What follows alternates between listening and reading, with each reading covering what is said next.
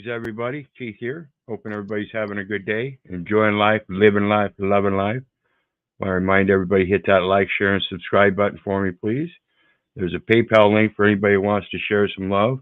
All is appreciated, and the StreamYard link is there for anybody who wants to join the panel. Got Mitch with us tonight. How you doing tonight, brother? Oh, I'm doing good, man. Thanks. Good, good. Always good to see somebody out there that's doing it. You guys don't know Mitchell, get over there and check him out. Mitch Lovin on YouTube. Check him out. Thank you, man. Absolutely, absolutely. In the meantime, we're going back to the elements of indemnification that we did on last Sunday's night stream. And what we're going to do is extend upon that. And to get started, I want to go over, I've got something written up to help remind me here. The land shall not be sold forever. That's the Leviticus 25, verse 23 through 25. The land shall not be sold forever, for the land is mine for years, strangers and sojourners with me. And in all of the land of your possession, ye shall grant a redemption for the land, knowing that grant is an assurance, a promise, a will, to follow his will and tender her appropriately to provide replenishment. This is what we get in equal exchange is the prosperity and abundance. But we get that first. It's prepaid. So that's our assurance, and we give assurance in return. The problem is that everybody's taking up a insurance, insurity, instead of being assured. The ye of little faith. No official republic office is actually filled, guys. The only offices that are filled are private business office. That's what they're running, is a private business. The United States is a corporation, and it's a private business providing public accommodations. 5 CFR 2635.101, however, is the basic obligation of that very public service. A, public service is a public trust. Each employee has a responsibility to the United States government and its citizens to place loyalty to the Constitution. You find something wrong with that, Mitch? For all these Christians who have loyalty to God? Oh, right. Yeah, see, this is what Public Law 97-280 is all about, is that those statutes, codes, rules, regulations, and everything, the rules for government aren't law.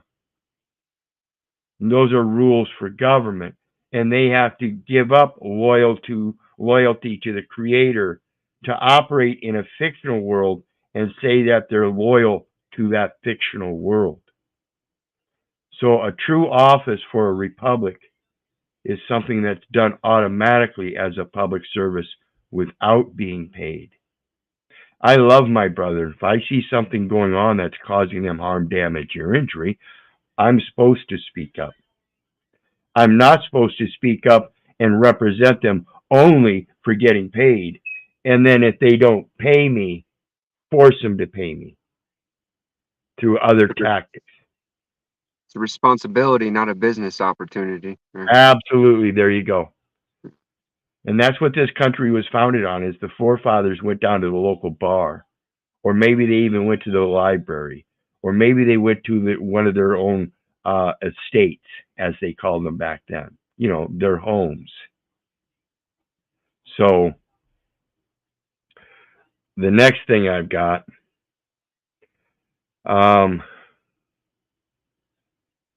and continues on, it says laws and ethical principles about private gain. Ethical principles about private gain. That's their emoluments. That's why President Trump said, no thanks, you don't need to pay me for that office.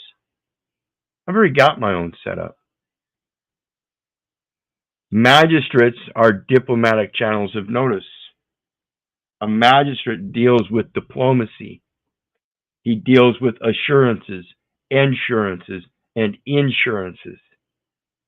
He's the one that's under the administrative codes for corporations, qualifying whether that signature is of any particular capacity, again, in that commercial system. I was speaking to somebody earlier about diploma and what that has to do with diplomacy. And this is why I say we have a very weak nation if we're handing out diplomas.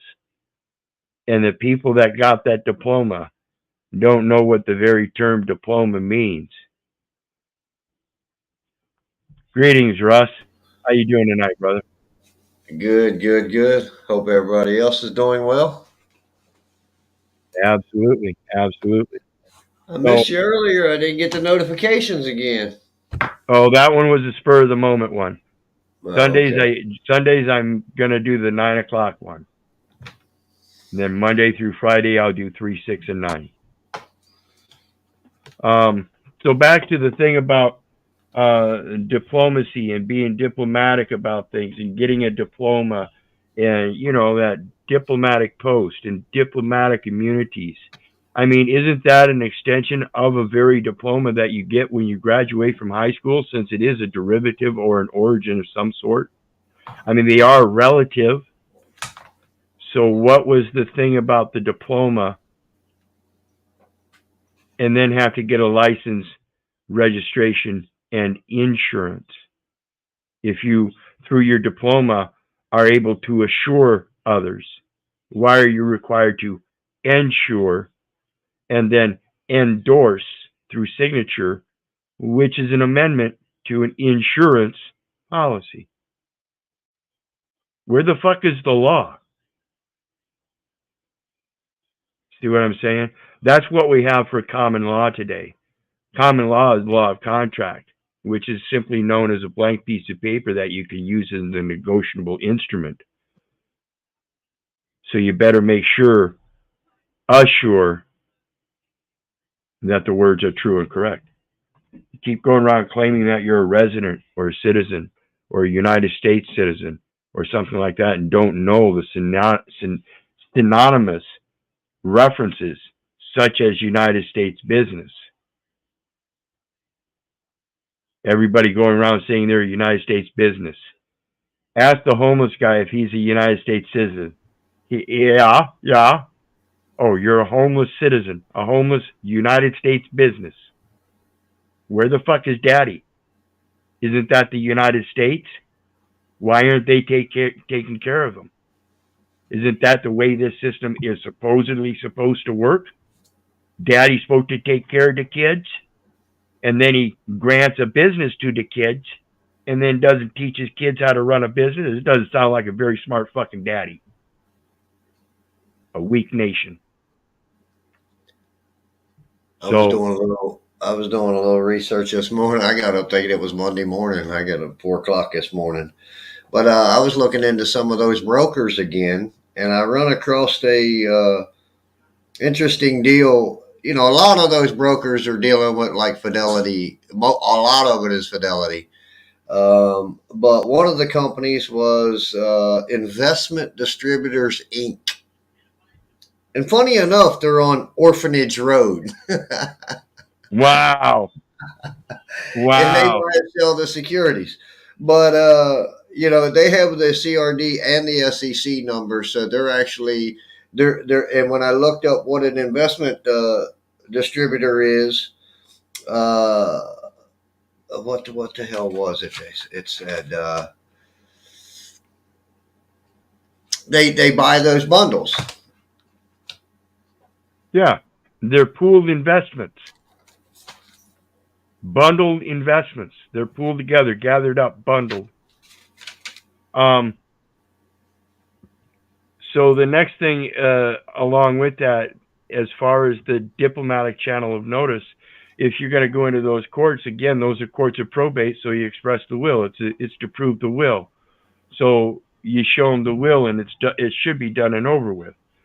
But the problem is that they don't listen to you because of that personal effect that was a matter of estate, which is that birth certificate and all that shit. That was entered into their administrative system as a matter of probate. So what they're really doing, and if they know the law, it's very simple.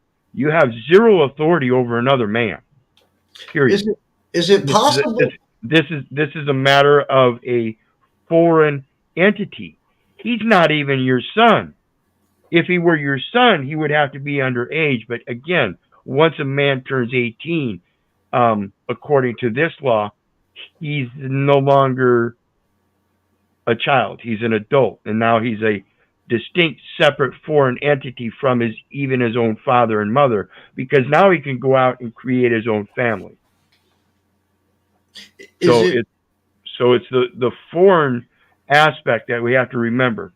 Even though we're in image and likeness, we are foreign to each other. We cannot govern each other in that capacity. In our governing each other in capacity, it has not to do with the responsibility of making another man stand up for himself, but helping educate him on how he can do so. You're not your brother's keeper, right? That's right. Okay. Right. You're not the messenger. It's the message. You cannot hold the messenger culpable for the message. Well, you were talking about that separate foreign entity. That was what the distinction I was trying to get to a second ago with that, and I couldn't remember. That Investment Distributors Inc. is registered as a domestic entity. And when I look all of that up, it takes me into the 26 CFR 1.6038D1, reporting with respect to specified foreign financial assets, and then the definitions and the terms. And then that's those 1031 exchanges. And then onto that, on the D6 there is specified domestic or specified domestic entities. And the commodities are the market price for raw materials that are traded on national and international commodities exchange. So I'm wondering if possible that they're just taking it all up front at the local level and then doing all the shit through the paperwork. Because remember when I read that with the paperwork, brother. It's all paperwork. Yeah, I know that, but I'm talking about beforehand though. I don't know. The federal insurance. That's what I don't know. Nobody knows. They're not going to tell you. You can't presume it. And right. it's a matter of having to have that. This is where it's leading me, that they're doing this at the beginning and then just using this paperwork to keep us all shuffled together. But we already know it stems down to the ID and how we're operating that. So let's not worry about what they're doing and concentrate on fixing ourselves. That will teach us what we're supposed to do. Along the way, we'll learn what they're doing. Like I said, when I got that financial index, I understood what they're doing on their side of the counter. They are converting. I don't need to worry about that so much anymore. Now that I know the point of origin is me. I'm the one that gave them the fucking information to convert. Yep. So learn about that. So the next thing, go ahead. All right. Sorry to interrupt, but I was just wanted to kind of carry on with that conversation. I don't need to, but I was thinking, if we're doing what we're supposed to do, asserting ourselves appropriately, then they won't be able to do what they want to do. Correct. When you correct a situation with profound statements that they're going to have a very hard time rebutting. I'm not a resident. I'm not a United States citizen. I am a diplomatic counselor. You can check with the Department of State. Now, if Department of State has it wrong, I'll have to make sure I help them understand it too, because the birth certificate is definitive proof that I am foreign to that United States corporation that was allowed to produce the damn thing as one of their products and says somehow I was born in the United States as a United States business, when there's no such record. You show me the birth registration in the United States. They admit there is none. That's why it's kept in the state.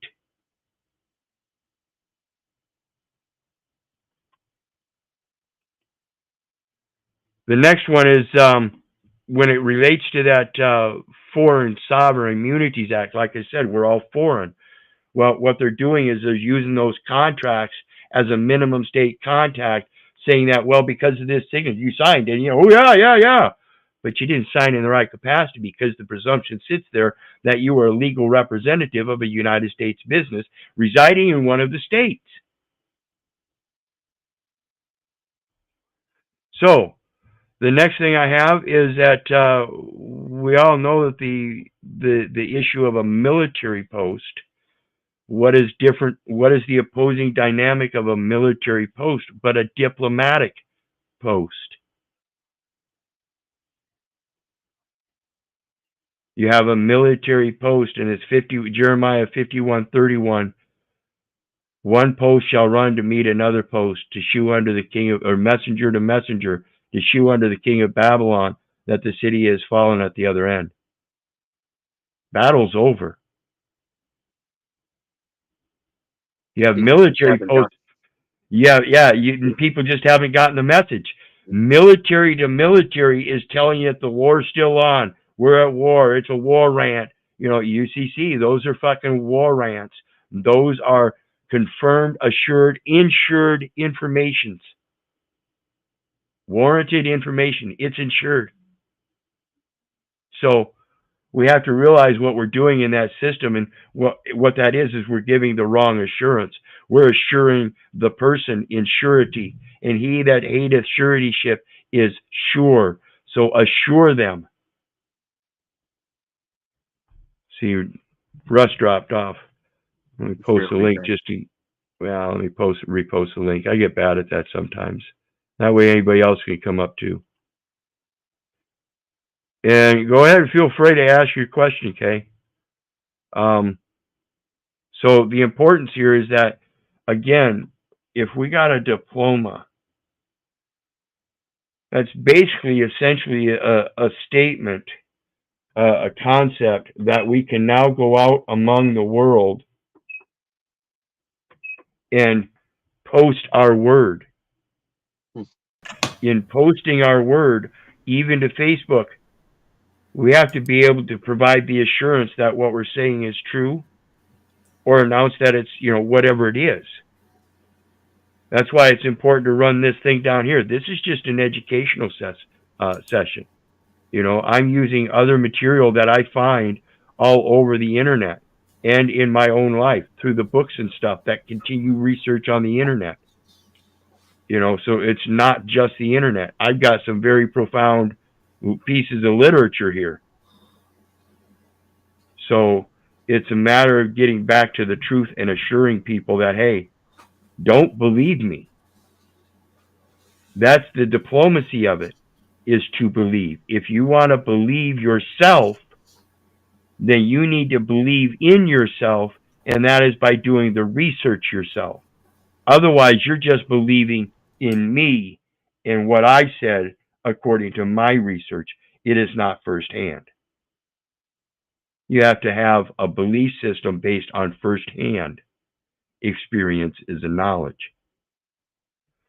So the next thing, under that, the diplomatic post, as I said, is the Jeremiah 51:31, and you can read on to 32 to find out that the men of war are affrighted. They don't, they're not going to respond.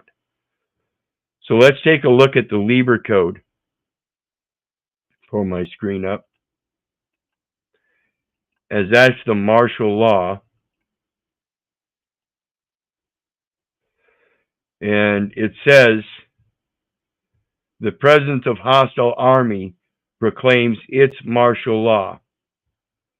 And this is Article 1, Section 8, Clause 8. Remember, Congress walked out Sindai, folks.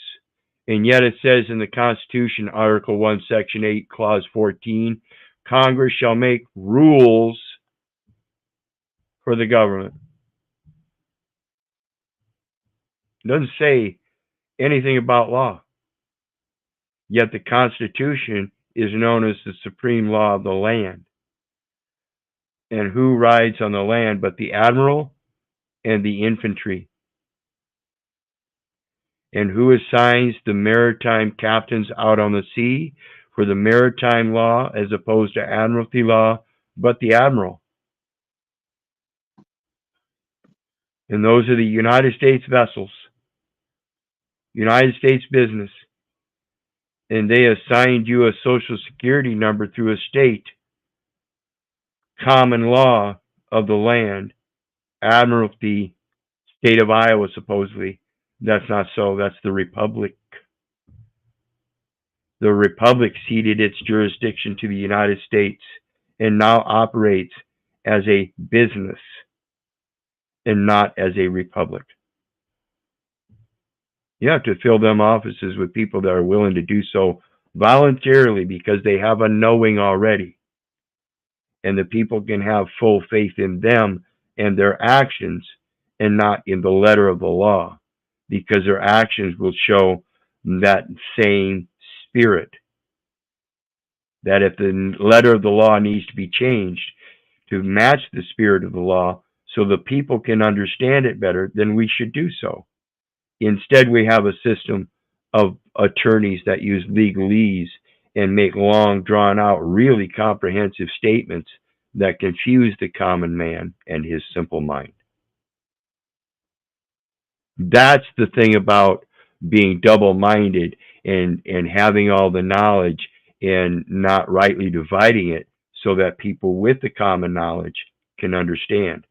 And realize I'm only using the big terms like diplomat and diplomatic and diplomacy, as some people call them big words. Evidently that hurts them, but it comes from the very simple sense of diploma, which most people go through a general education for. So again, if the reading comprehension of the average American is 7th or 8th grade, then how many of us really have diplomas?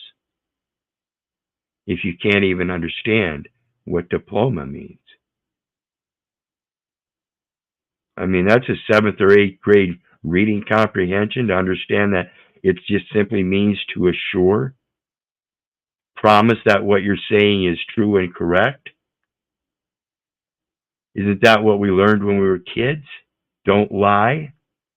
So why do we even need the term diploma, diplomatic, diplomat, diplomacy, if that's natural to know what's right and wrong and know not to use that against other people? So the next one, like I said, Congress walked out C.O.W.A.R.D.S, and we have martial law. Article 9, the functions of ambassadors, ministers, or other, notice these are capitalized, and or other diplomatic agents. Notice that's not capitalized. Accredited by neutral powers. Who's the neutral power? To the hostile government cease so far as regards the displaced government. So the displaced government, Congress walked out C.O.W.A.R.D.S, and now we have a business corporation in residence. But the conquering or occupying power usually recognizes them as temporarily accredited to itself. The people recognize them as temporarily accredited to the people because there still is known that the government only gets its powers by the consent of those governed, the people. Article 10. Martial law affects chiefly the police and collection of public revenue and taxes. And that's revenue from private to public for public accommodation as a business corporation for the people, the general public, so as to accommodate them for domestic welfare or domestic tranquility, general welfare, and national security. Whether imposed by the expelled government or by the invader, and refers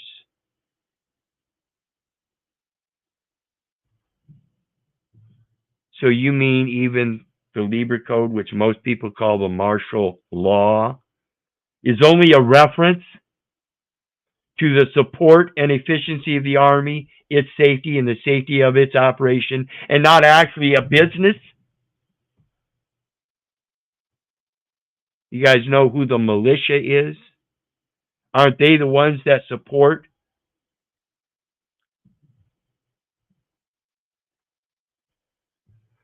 Let's go to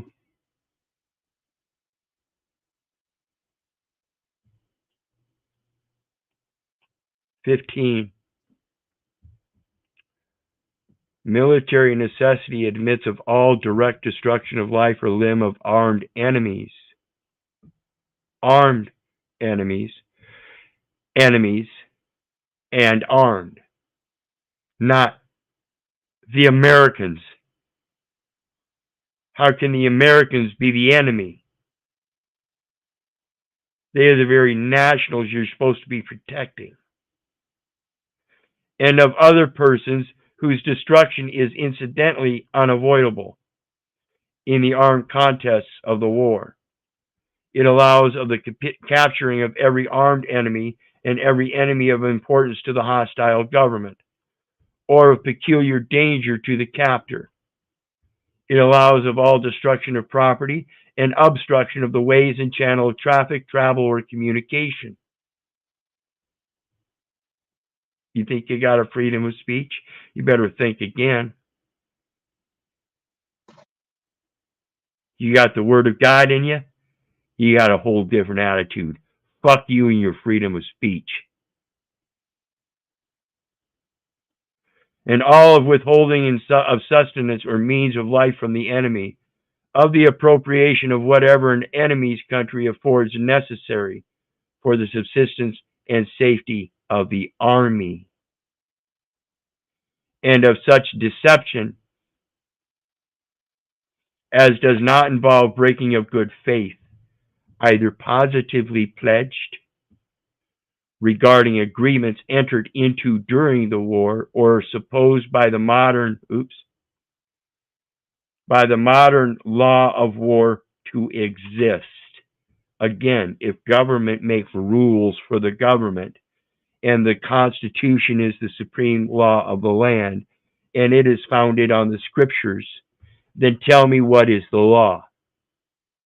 Is it martial law? Is it some modern law of war that is supposed to exist? Is it a supposition? Men who take up arms against one another in public war do not cease on this account to be moral beings responsible to one another and to God. So I don't care if you're an armed officer of the private police department. You damn well better know, as an armed enemy of the nation, going against one of its very benefactors, posing that some rule that you're following or policy is somehow superior to the scriptures that they're throwing at you. And then you call them sovereign citizens.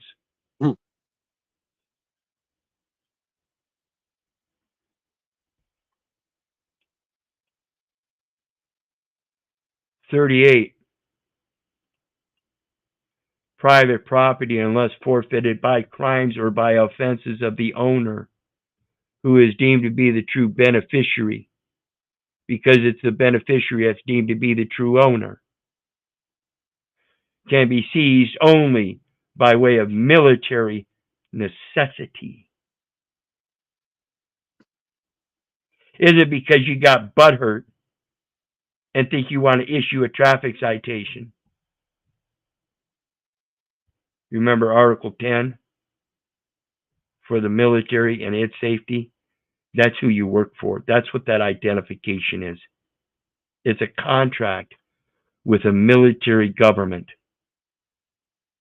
operating its business of safety and security. And in order to do so, it has to be armed. That's why they're trying to put down the militia. That's why they attacked the Second Amendment. A well-armed militia is the only way to regulate an obese government. for support or other benefit of the Army or of the United States, and not the American people. That commercial system is for the United States and its military up front. If the owner has not, go ahead. Well, I just want to clarify, well, from my perspective anyways, it's not that we intend or want to take up arms against the government. We just are essentially a peacekeeping task force that, if push comes to shove, that's what we have to protect ourselves against. Yeah, being harmed. and that's what the forefathers warned us about. We have to keep that well-armed militia because this kind of thing will happen. It will, inevitably, yeah. Greetings, Kay. How you doing tonight? You know what that investment distributor's parent company name is? Blow you away. Peace. Protective Life Corporation. Wow. That domestic entity. Yeah. That's Columbus discovered. So he discovered you, and they're going to protect you by covering you. Insurance scheme. You see how that works? Greetings again, Kay. How you doing tonight, brother? I'm good. How are you? I am well. Peace to everybody else on the panel as well. I'm doing good, man. Thank you. I just want to take that a step further. Is I think the etymology of heaven is actually covering, and so that to me they're trying to play God and give you their form of heaven, which is literally hell. But exactly, it's dependent upon a future instead of having faith that it'll just be as it's meant to be, and you're going to be just fine. It's fear tactics. So we look at this further. It says, if the owner has not fled, the commanding officer will cause receipts to be given, which may serve the spoliated owner to obtain indemnity. So all you got to do is show them a receipt. Guess what? I'm in receipt of a document with full faith and credit of the United States. That's indemnification. What is indemnification? You used that word a lot. It made me want to look it up all last week. I've been trying to keep up with that word indemnification because it's hard to it's hard to verbalize it and catch the picture from verbalizing. Like a lot of other words, you can verbalize it or speak it and the picture will come in your head, but indemnification just did not come in my head. But I did find a definition to it. Right. And this is compensate for loss or expense. Yes, sir. Unhurt, see indemnity.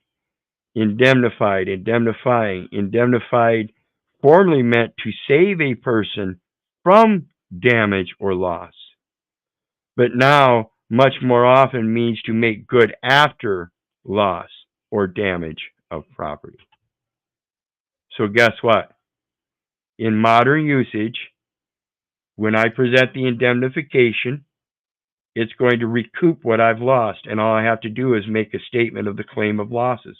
Everything I paid into the system, 94 cases where I paid all those fines, fees, and penalties, all the employment stubs that showed the Social Security and FICA that created insurance credits, all the unearned income from supposed principal investments in income schemes that I never got paid, all the taxes that I paid because I was duped into believing I was a United States business and owed taxes, when in fact that wasn't so.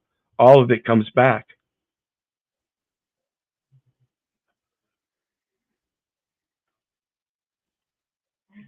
The next one.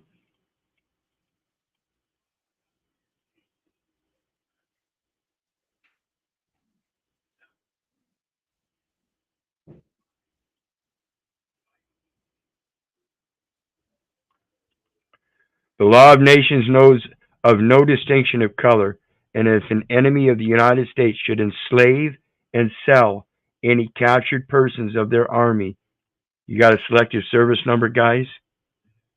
Did that officer pull you over alongside the road, kidnap you, and make merchandise of you by using that identification as a commercial instrumentation to securitize the document he issued falsely?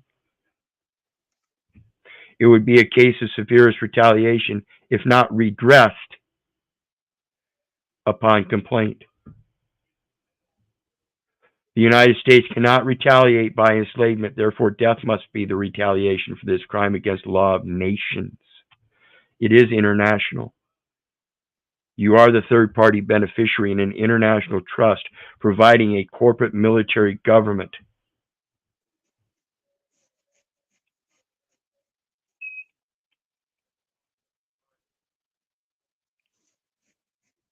(139) under Armistice Capitulation, Section 8.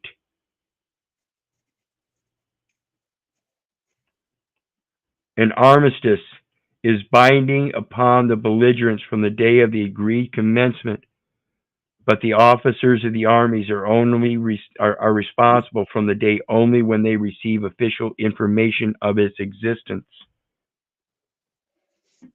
So all you're doing is giving them lawful notice. The first duty in law is legal notice, and that is legal notice of a foreigner. You've been committing your United States business as if though I'm domestic and I was born in that business. That document you gave me is proof that I was born of the soil, just soli, just sanguinis, and I have to this day the breath of life and the blood of Jesus running through my motherfucking veins, you heathen motherfuckers. Excuse my language. So what do you think about that part, guys? Well, I think it's important, you know, we're the ones that the military is supposed to be protecting. So I think it's important to recognize that. We really want them on our side and defending what's true and right, you know. But at the same time, we can't be winky dinks about it and be pansies and ask them politely. We have to learn this stuff and understand how important it is. Bingo. They recognize no destruction of life or limb. It's time to put your foot down. And it doesn't say go after them with guns. Again, to defeat one's opponent without fighting is of supreme excellence. And what better reason to do so without fighting than on your own native soil where you don't want to spill any more fucking blood? Come with peace. Learn how to negotiate. That is the paramount idea. That way there is no war. Go ahead, brother. So say we figuring it out, right? We finally got to a point where we able to express ourselves because we understanding of everything that we read, right?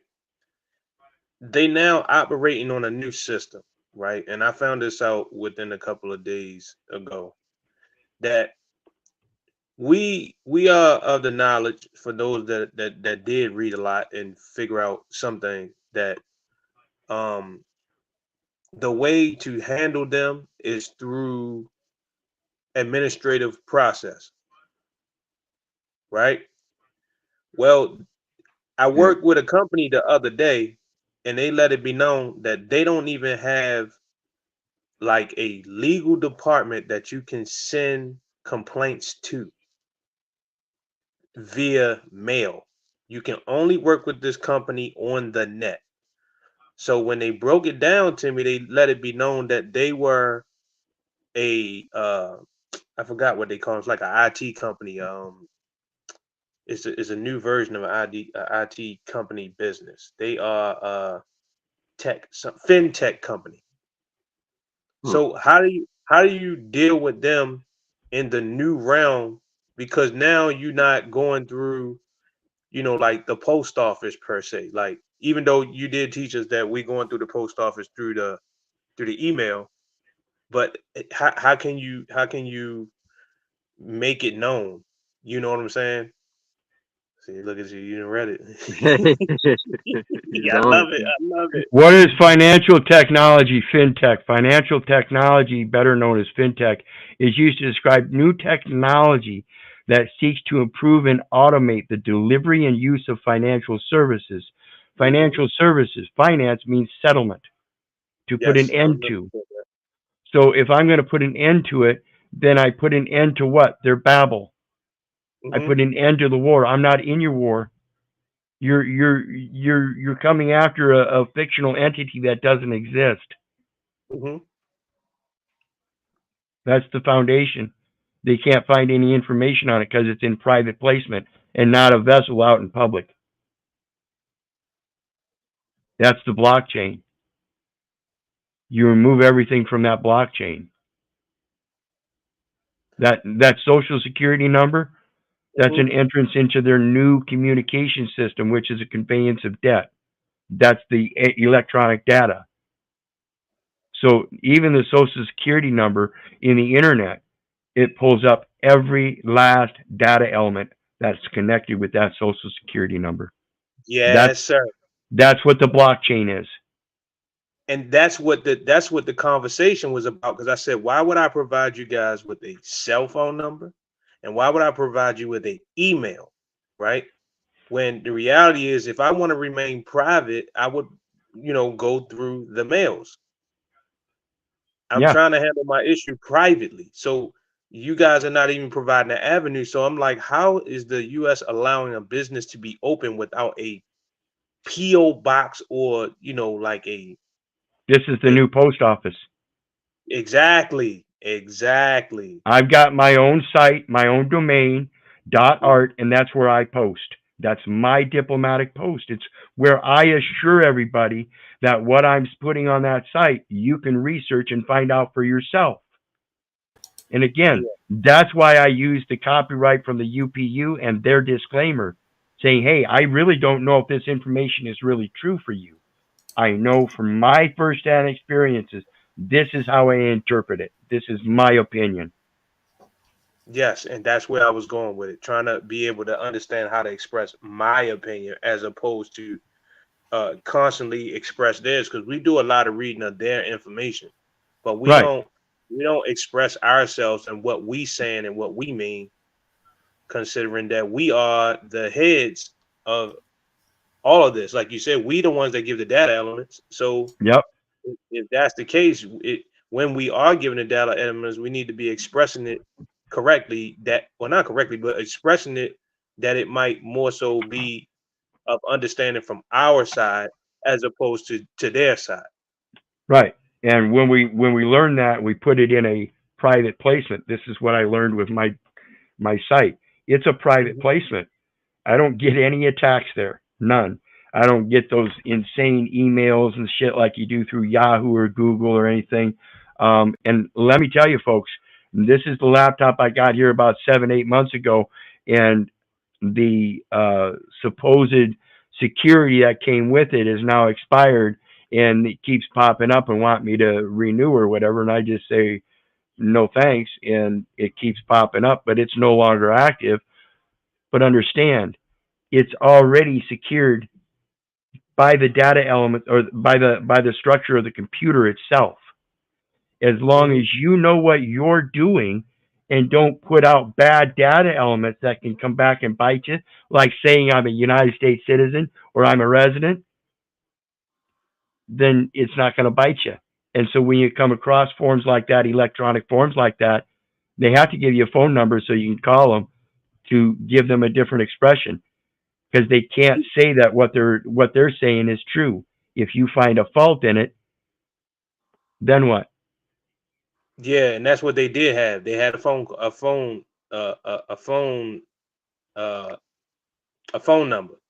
And I'm like, the way I look at things now, like a phone number is like sometimes the worst way to contact them, because at that point, if you don't know how to express yourself, you're done. Yep. You better learn how to coin your words or purse your lips. That's why I go over all of these different definitions and stuff. So let's continue on and see what it says here about this fintech. At its core, fintech is utilized to help companies, business owners, and consumers better manage their financial operations, processes, and lives. It is composed of specialized software and algorithms that are used on computers and smartphones. Fintech, the word is a shortened combination of financial technology, settlement technology, So when you put it into the blockchain on their side, it's settled. It's true and correct. You put it in there, sucker. They're going to take it as truth. Mm-hmm. That's what this system works on, is truth. Now you have the ultimate duty of persuading them that it's wrong, because you're the sucker that put it in there. And if you have a hard time admitting that you lied or didn't know what the fuck you're doing and you're stuck in your ego, you're never going to learn how to repent and ask for forgiveness and correct what it needs to be corrected. That's all it takes. Yeah, When because to me, truth mean contract. Yeah, That's what truth mean to me. Like whatever you put in a contract is like you two are actually agreeing to it. So that's what makes truth. But in reality, that may not be true. It's just what you guys are expressing at that time that you're agreeing to at that time. But if you had to go to the foundations of what is real, that would take away the idea of truth. Because everything's based on an agreement. And you just read that in the Libra code. They was talking about it's based on agreements. Like that's what the law is today. Yeah, that's what makes the law, is your agreement. Mm-hmm. See, there is no law if you're living your life based on these presumptions. You are lawless. That's why they get you like that. Mm-hmm. So it goes on, it says, when fintech emerged in the 21st century, the term was initially applied to technology employed at the back-end systems of established financial institutions such as banks. Of course, and this is why I talk about the decimal system. Again, remember, when the banks are doing their accounting, generally accepted accounting procedures, or practices, excuse me, you take 0.01 times 0.01 and you no longer end up with a penny, which is 1 times 1 equals 1. The decimal system now displaces it 2 decimal points, and you just took 1 penny times 1 penny and ended up with 1/100th of a penny. Which sound like stocks when you're dealing in stocks. What is a millage rate? 1/1000th. Dummies. So, from 2018 or so to 2022, there was a shift to consumer-oriented services. Uh-oh. They're going after your person. See? Right. So, like I said, you're entering information in this blockchain system that says you're that person, and that's not so. They're holding the person liable. You're attached to it. They're gonna come get you. You're acting in the performance of the functions of public office. Yep. And you're not qualified. Oops. So anyway, yeah, you can go on and read more about that. Absolutely. But with you not being qualified, I don't think they really care about that, because but the problem is, if you're not really qualified, then how are you qualified? Because once you find out, well, the qualifications, that's when you realize you weren't qualified, and you sit there and point the finger at yourself like I do. I figured that out. That's why I used to be the bitch-ass slave. I used to be the fucking fool. You sound like me. I found out what it takes to qualify for that, and goodness gracious, I'm not qualified to be a citizen. I'm not qualified to be a resident. And I was so proud. Mom and Dad always taught me, you want to grow up to be a president, don't you? Well, you got to be a resident first. You got to be a good little boy. You got to go to school. You got to pay your taxes. You got to have a job. Oh yeah, I was happy to be a resident. Until I learned about the Electoral College. There you go. Yeah, there you go. So then I never registered to vote and didn't realize, well, that's part of the resident system, you know. And now that I understand that residency and everything, oh my God, it's all indoctrination. That's a military school. You're born in a military hospital. It is the Libra Code. It is soft martial law. Amen. Amen. In sort of layman's terms, I think that, you know, I look at it like a business that's running amok because they no longer have an employer. They've converted all of their employers into employees, so now they have control over their managers. And you know, it's does that sound like an LLC? See what happened? You watched that one yesterday? Yeah, that's an LLC. It's a limited liability company. So what's the limitation on the liability? Indemnification. Well, And that's it's what pending. most of those brokers are running under, is all these LLCs as well. Exactly. And I bet they got a hell of indemnification agreement. And I that's bet they do pending too. you come back for the loss. Most of us don't come back for the loss Yep. That's the because we're full not. faith and credit.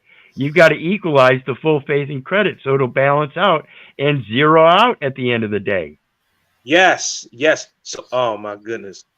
So I got proof of that. That you know, just even at a register, at a cash register, it can zero out at the register. Yep. So you get Just charged, like and that. then you get charged, and then they hit the button, and you get discharged for the actual item that you came in to claim. Yep. But the discharge is a cash item, Mm-hmm. which is an obligation or other security of the United States, and it even says on it, U.S. debit. Yes. Yep. I remember you took that last year. I think it was last year or the year before last. Yep. Yep. So let's look at the Speaking next about the one. receipt. Like I said, yeah, the commanding officer shall cause receipts to be issued, allow that where the spoliated owner may obtain indemnity. Mm-hmm. So the next one is U.S. Department of State. Like I said before, I'm a diplomatic counselor. I don't care what your definition or presumptions are. I can explain how I am a diplomatic counselor according to the needs. What is it you need? See, they're the ones that want information, right? Mm-hmm. What information is he wanting when he pulls you over alongside the road? He wants your business information. Yeah. I'm not Yeah. Absolutely. I'm not here on business. I was born here at the pleasure of God. I'm here for the pleasure. Mm-hmm. I wasn't born into a business. I'm not here for business. I'm here for his pleasure. Mm-hmm. So our mission and vision is to lead worldwide security and law enforcement efforts to advance U.S. foreign policy and safeguard national security interests. Again, if I'm the American that has the principal interest as a real party in interest, and you granted me through conference of a nationality, a United States citizen known as a United States business, as an internationally protected person, then who the fuck is not getting this message right here? One sentence, I think, says it very well. That sounds like it's right in there with the preamble to the Constitution, don't you think, Mitch? Our vision is to be an agile and proactive intelligence-led security and law enforcement organization to further diplomacy around the world. Not citizenship, not policy, not insurance, not safety, diplomacy. Again, that's, well, let's just pull it up one more time.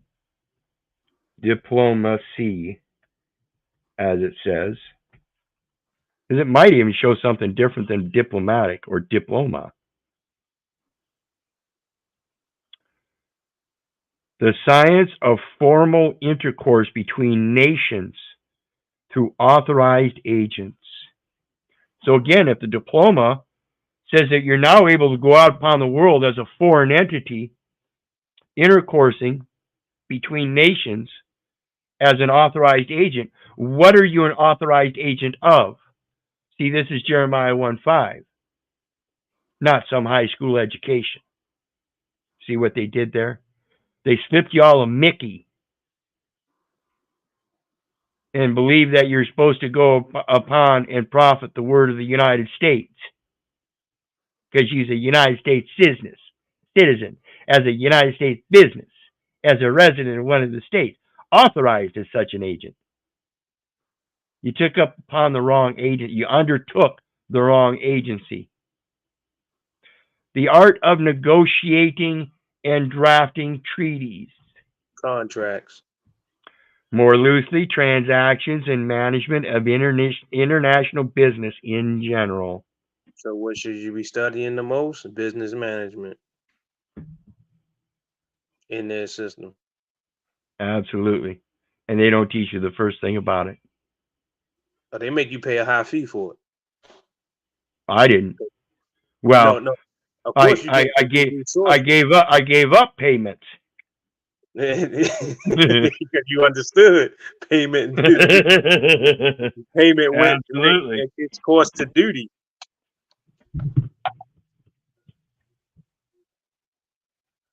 Payment went to duty.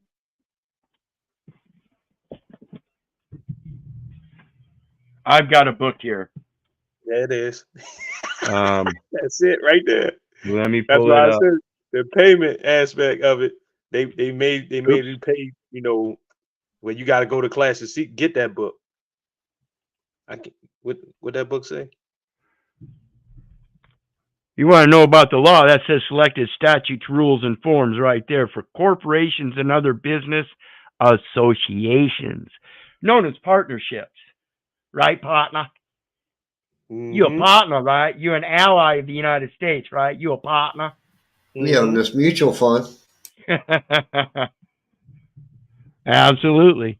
And that's got a lot. That's, folks, if you're weak, you won't read books like this. You won't read books like this. This book here has 1,200 and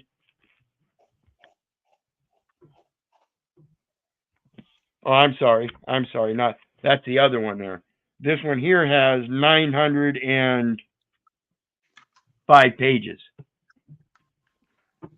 You won't read books like that if you're weak. What's the name of that book again? Corporations and other business associations, selected statutes, rules, and forms. I think I got it. It's by Charles R. O'Kelly. Yep. Got it. Yep. So when we see this stuff, diplomacy, see diploma. For sense evolution, see diplomatic. So that's what we looked at was diplomatic, and we saw the diploma they were talking about, diplo, right there, which is suffix form, neuter nouns, and nouns that indicate result of verbal action. Result of verbal action, not oral sound. Verbal action. So let's go back. We got you know what's funny about the word diplomacy? They gave you the substance of it in the first two sentences. Is science and art, which is what colleges is based on. Whenever you get a diploma, a degree, it's always either a degree in associate's degree in science of some kind or an associate's degree in art of some kind. Yep. And that's why I say my site is .art extension, and I picked that specifically because it's an article. What is an article? Things like that, and it's an expression, and that's your freedom of expression. And again, more than my freedom of expression, it's the other people that have a right to know that enhances that for me, but they themselves add a greater mass population that have that right to know. That's a greater right itself. One person teaching hundreds of others, that even if it's just 10 others, the one person teaching has one right, equivalent to the right of 10 people to know. There is no equivalent. It's just the fact that the more you exert your freedom of expression, if you know what you're doing and you're saying what's true and correct, it's going to enhance the right of others in their knowing, period. That's why I say the greatest benefit truly is the knowledge. That's what we're supposed to be passing on. Wow, that's crazy. I just had Bible study earlier, and it was talking about when Jesus actually rose Lazarus back up. But in that scripture, they were talking about why they were going to attack Jesus, because they felt that he would obtain followers that would be adverse to them and what they had going on. Yeah, and So that's the thing about, you know, I read the scriptures and I read a lot of other things that are outside of the scripture. I read a lot of things that are scriptures for other cultures. Um, and the one sense I get out of all of it is that not only am I in the universe, but the universe is in me because I'm yes, part of the universe throughout all eternity. Today I am breathing air that the Egyptians breathed. Um, I am the blood that flows through my vein is the same blood that flowed through Jesus. In that concept that everything is just a renewal of energy, and that mm-hmm. energy is what's existing here, and it exists out there. It's just that it's congested right here or condensed right here in this particular form. That's the only thing I see in my reality of life, in what I have observed through all the different writings and educations I've seen. And I don't care who wants to say they believe in Jesus. I don't care. It's not up to me for for you and your belief. What I Right. can tell you is that I understand in my own reality the concept of Jesus and the stories he's told. It was about how we exist in life. Mm-hmm. We are not God itself, but God is in us. Therefore, we are gods because we came from God. We are creators because we were created, and we can continue to create in many different ways. It's just showing us our existence in this reality has been eternal already. We only see it in a different perspective today, and we may have seen it in a different perspective in a previous lifetime, don't even know it. It's a different form of energy. It's gone through changes. But water itself has memory, Mm-hmm. Mm-hmm. period. So let's get back to it here. It says the Diplomatic Security Service has more than 2,500 special agents, security engineering officers, security technical specialists, and diplomatic couriers working and traveling worldwide. Diplomatic couriers carry diplomatic pouches. I can't remember what movie it was, but it had John Travolta in it, and what's his name from Mint Mobile, and he was at the border, French border, and he had some kind of energy drink or something. They weren't going to allow him to take his cans into the country, and he made this big to do about it or anything. But the simple solution to the problem, when what's his name brought it in, was a diplomatic sticker. He just slapped diplomatic sticker on the pouch.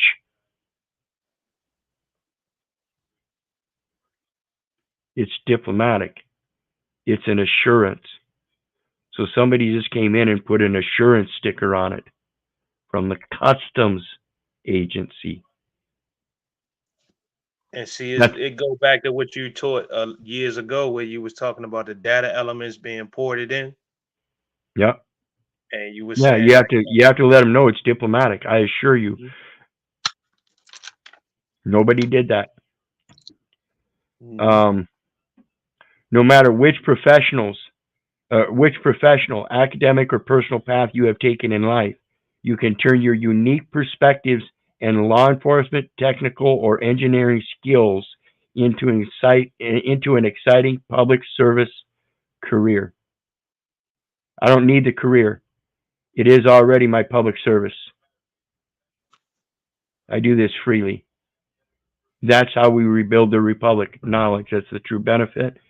And we have to be able to help each other understand. Again, if you want equity, you must first bring equity. So if you want redemption, you must first bring redemption. Where does the redemption exist if it's already there? Question: Yep, the republic, you think it's necessary to build up? absolutely. Why is that? Because it's a voluntary education system and not a public education system that indoctrinates people. Well, the reason why I ask is because I think it's Article 4 of the Constitution that says the government must provide a republic form of government. So if it's already there, does it actually need to be built, or does it need to just be claimed? It just needs to be claimed. The Yeah, that's what. offices are already there. It's Mhm. just that they're filled by people involved in an investment of court registry funds. This isn't supposed to be an investment system. The court Mhm. system is supposed to be a system of justice. To my understanding, the federal government is supposed to be of the American people. Yeah, it's all entities of the government of the United States, and But that's today that entity is the person, and it's in a public office somewhere. The county registrar. That's the wrong place. It's supposed to be in private placement. right. So essentially, in their eyes, the people are missing. And So we got to. everybody's a public official. Yep. There's no Yeah. beneficiaries. There's no beneficiaries. That's why I say all the time, if everybody's a fucking trustee and we're operating in a trust, then who the fuck are the beneficiaries? You have to recognize there's something missing there if you're not recognizing the people as the beneficiaries and only taking them for their personal capacities. There's something wrong with it. That's the ID. I don't need an ID. I'm not running a business. If I decide to run a business, I'll do it on my private side. I So don't to need to that, run it on your private entity setup. Go ahead. so to that question, right? I'm gonna go back because you was teaching earlier that the beneficiary is actually the owner, and I was trying to figure out how is that possible that the beneficiary can be the owner and not the trustee Because of the the trust. trustee can only hold it, Yeah. okay? And in that holding, once the beneficiary gets to be age and majority or whatever it is in the trust that Hmm. expresses the transfer of the property to the beneficiary, he is now the holder and enforcer of that property as to control, entry, use, and possession. So now he becomes a grantor. If he decides as a grantor, which is obviously the owner. See, the problem is they're holding the benefit back and not giving it to the beneficiary because nobody's coming forth and claiming that the beneficiary as the true owner and able to prove it. Hmm. Yes, the trust divides the legal and equitable title. Yeah, and I actually seen that last week in my own personal affairs. I'm seeing where the legal and equitable aspect is being split up when I went to court. We arguing a legal issue. I never, you know, or let's say they never brought up an equitable issue because they're not even a part of that equitable side. So they have to argue legal. Right. And that's why I say it's an inauthentic claim. Hmm. Even their legal argument, if they want to profess that it's authentic, they have to rebut their own statement that the legal fiction is a presumption of facts. Hmm. And they can't do that. Again, where's the United States citizen? Where's the resident? You have to show me.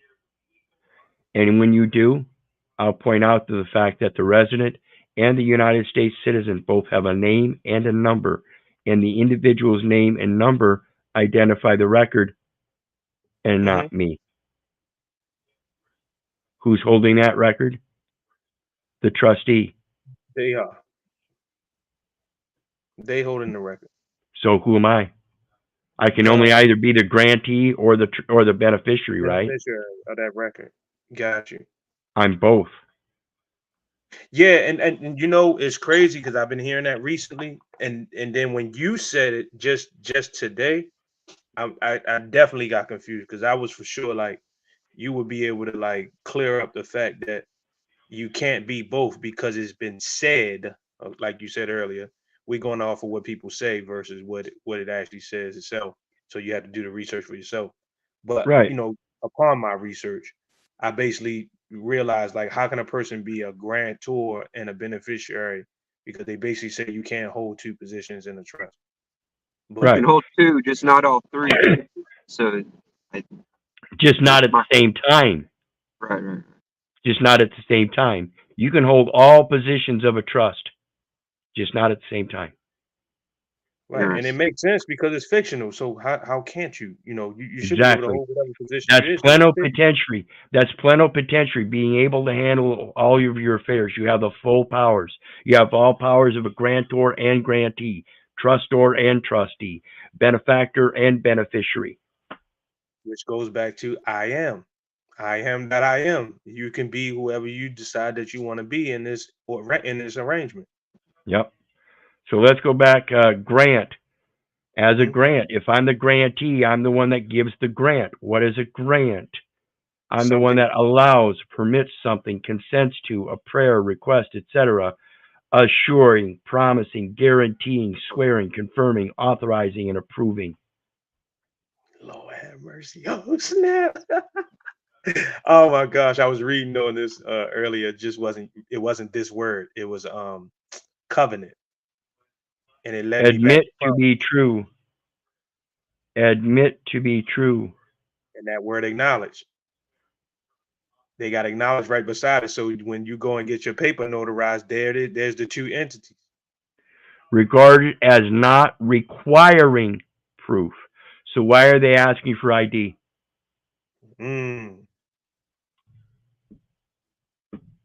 Because they feel like they're the ones that's granting you privilege based on what we just read about diplomacy. It Yep. said it at the last sentence, privilege. Yep. And on the record, it say privilege. So let's look at the next one. What I've got pulled up is the Diplomatic Security Service.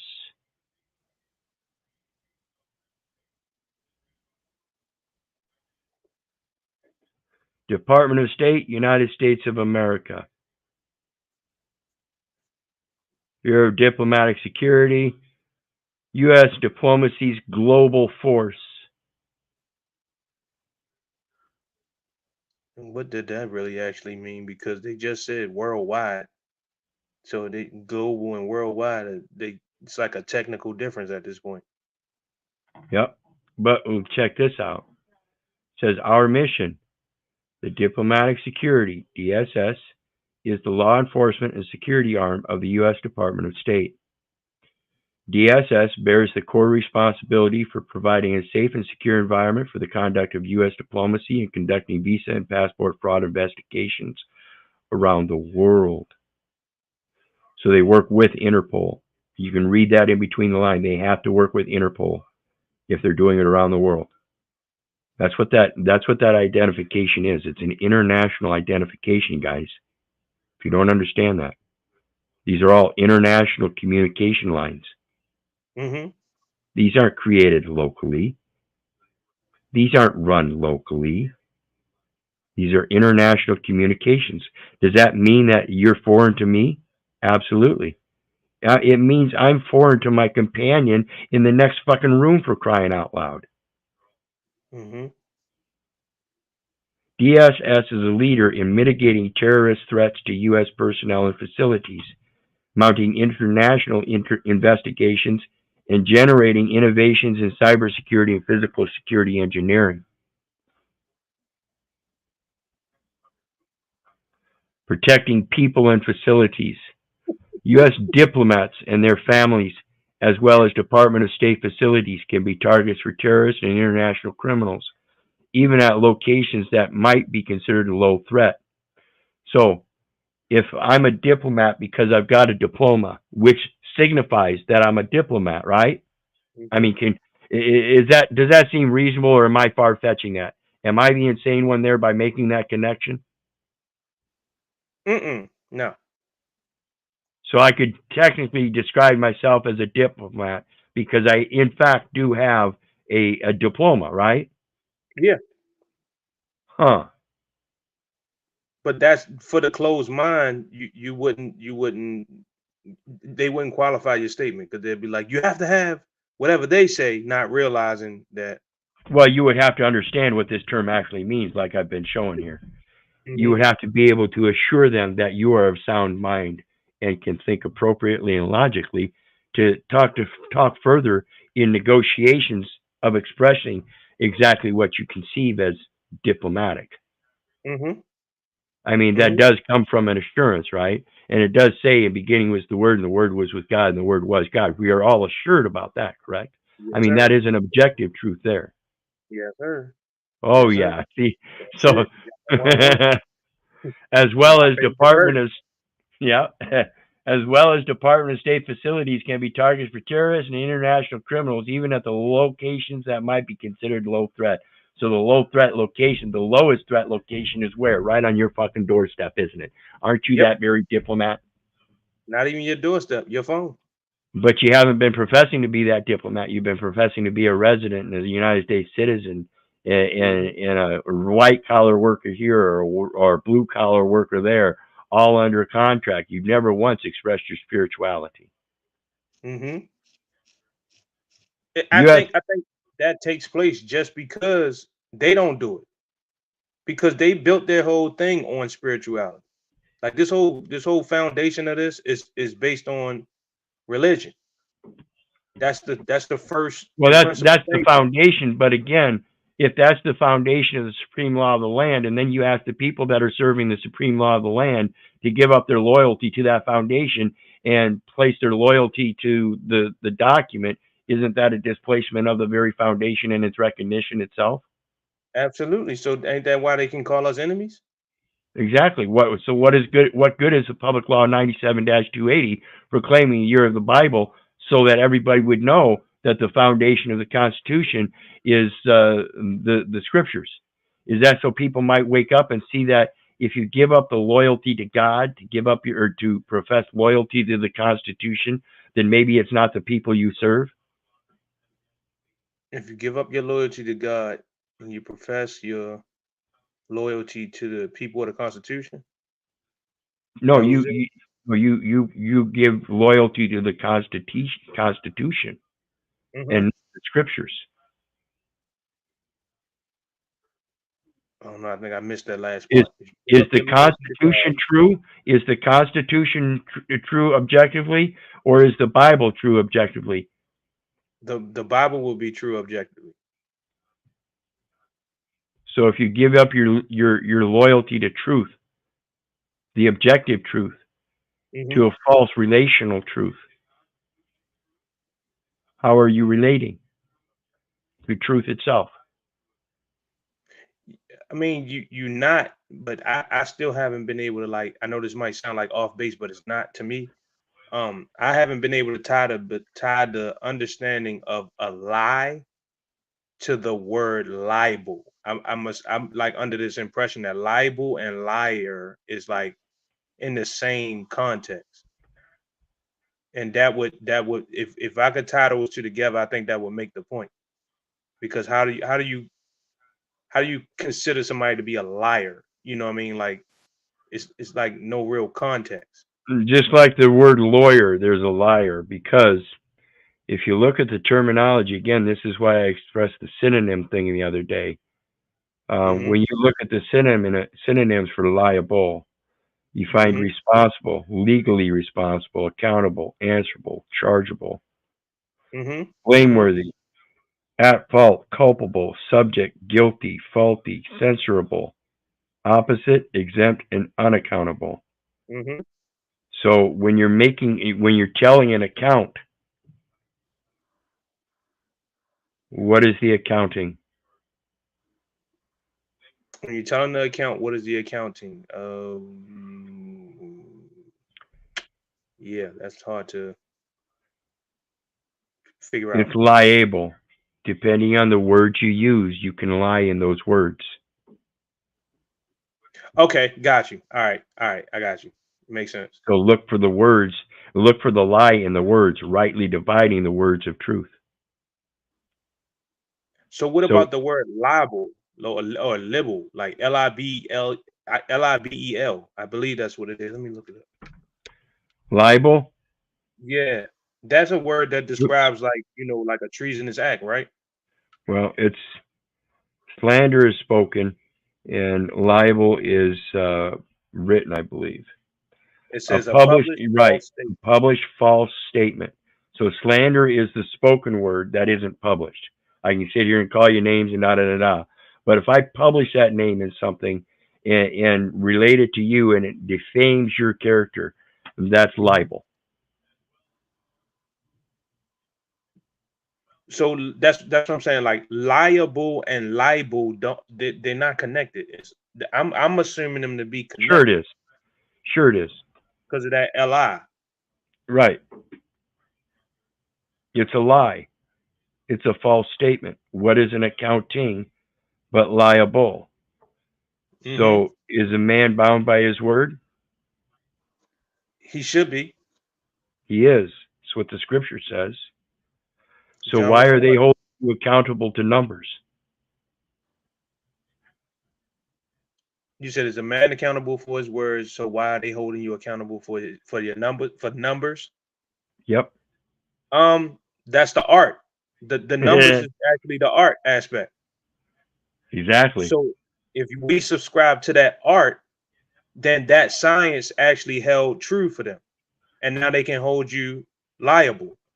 Which came first, diploma or diplomacy? Say that last part again. Which came first, diploma or diplomacy? Look, in my mind, I'm thinking diplomacy because it's the science and the art. Because right. You would have to from diplomacy create a diploma because you using art and science to bring a person under that, subjection. Absolutely. So you went through school learning the arts and sciences, and then the state gave you an official document called a diploma. So you went through the diplomacy. So now you should be reasonably diplomatic, right? Yes, sir. Are we? No, because you explained it earlier. Like, how did your dad put you in business but don't teach you how to do it? Yeah. Notice something else. As a diploma. Let me see. Where did I have it? I just had it. Looking at diplomacy. Yeah, I'm about to say I'm looking up diplomacy. Diploma. Oh, there we go. A document drawn up by a magistrate. A license. So we find out that a license is a diploma, huh? Yes. So is a diploma something that assures? Yes, absolutely. Because that's what they use to hold you accountable.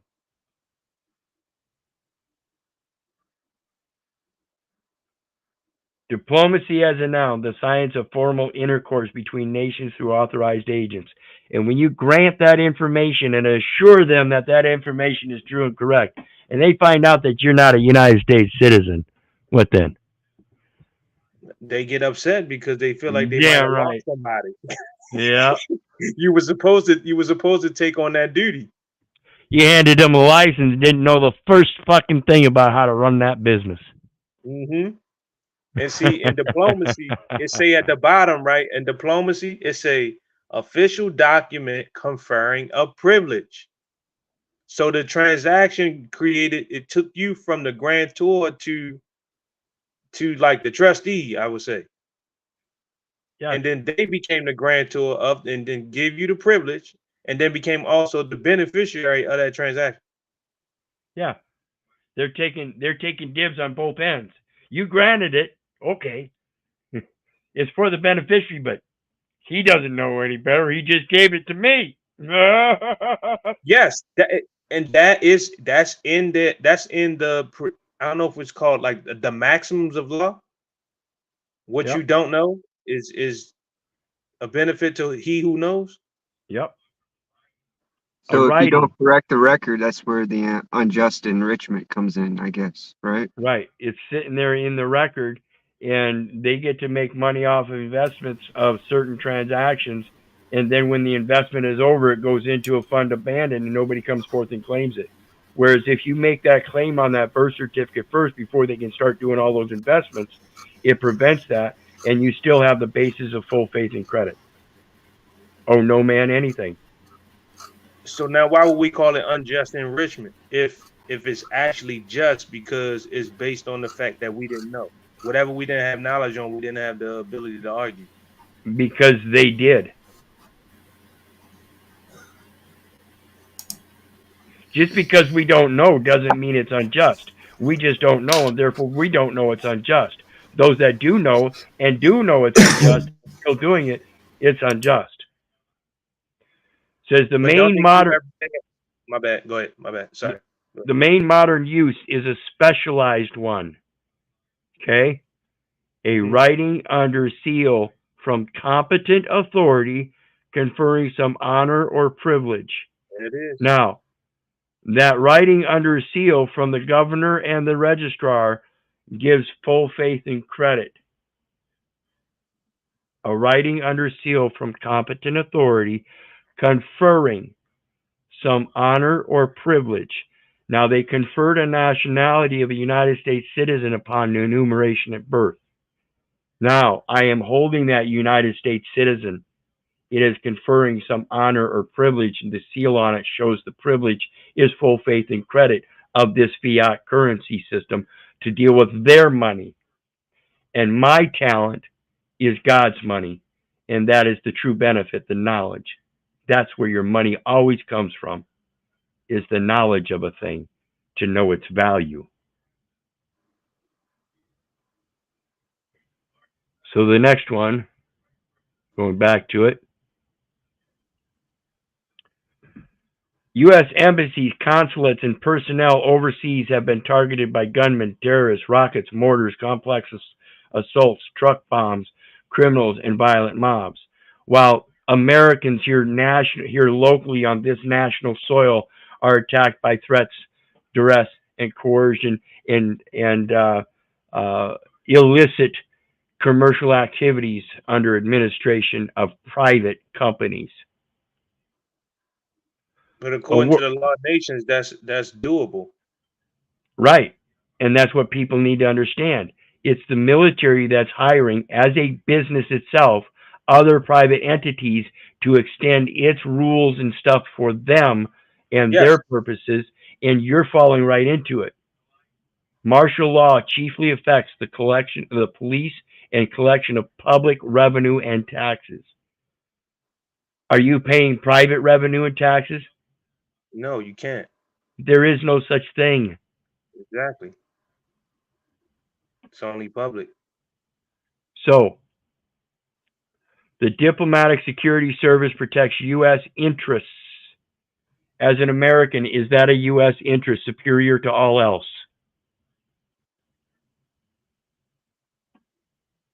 As an American, is that a U.S.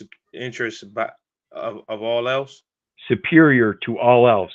Is that a U.S. interest as American? I'm an interest to the United States above all else. I'm not even able to comprehend that, to be honest with you. If a United States business is dependent upon the Americans, is that the priority or is it the business? That's the business. The business is the priority. How is a business going to run itself if it has no customers? Oh, wow. I just said this like an hour ago. You're right. My bad. You're right. Okay. It's dependent upon its customers. Absolutely. Without customers, it has nothing to sell. I don't care how much it's got stocked up. It will never sell it without customers. That's the fallacy of the supply and demand chain. You people keep demanding it. Why? Because we are groomed in the sense that, matter of fact, and it's crazy. I just was saying this about 2 hours ago. Basically, we have already assumed the role of like a miner, right? Where you need your needs have been routed through some form of agency because you can't fend for yourself in the system that's created by them. Right. And that's the problem. Same with the indoctrination in the public schools. How do you defend yourself if you've never been educated in how to run those businesses that they expect you to run, and just placate that you're a United States citizen or resident without knowing all this stuff? How intelligent and how successful do you think that business is going to be? Exactly. How can How can a track record of all these businesses failing time and time again, 5 years. and you profess that you have a strong nation teaching people to grow up and be highly educated, but yet they've got a 7th or 8th grade reading comprehension to run a United States business? That just sounds fucking stupid. And if you go a little further, Keith, I'm telling you, the grade level is way lower than that. I did the research. It's actually 2nd grade. Math Wow. and writing. Math, reading, and writing. It's 2nd grade. You can just go to a 2nd grade curriculum, and then you can look at where the people as a whole are struggling. Okay, so these relationships allow DSS to assist and coordinate with U.S. federal, state, and local law enforcement agencies. Now, this is the Department of State, and we're talking about military security, diplomatic security service. And what we're talking about here again, as we see this, federal, state, and local. That's your federal, state, and municipal officers and agents whose resident presence is deemed necessary by the board. So while they're professing that you're a resident and you're supposed to be part of the military or front there and allowed to have those armaments, they're trying to violate the Second Amendment right for the true people that are supposed to carry those armaments to help support them. So again, we have a bunch of people that are missing and a bunch of persons that aren't even allowed to carry weapons.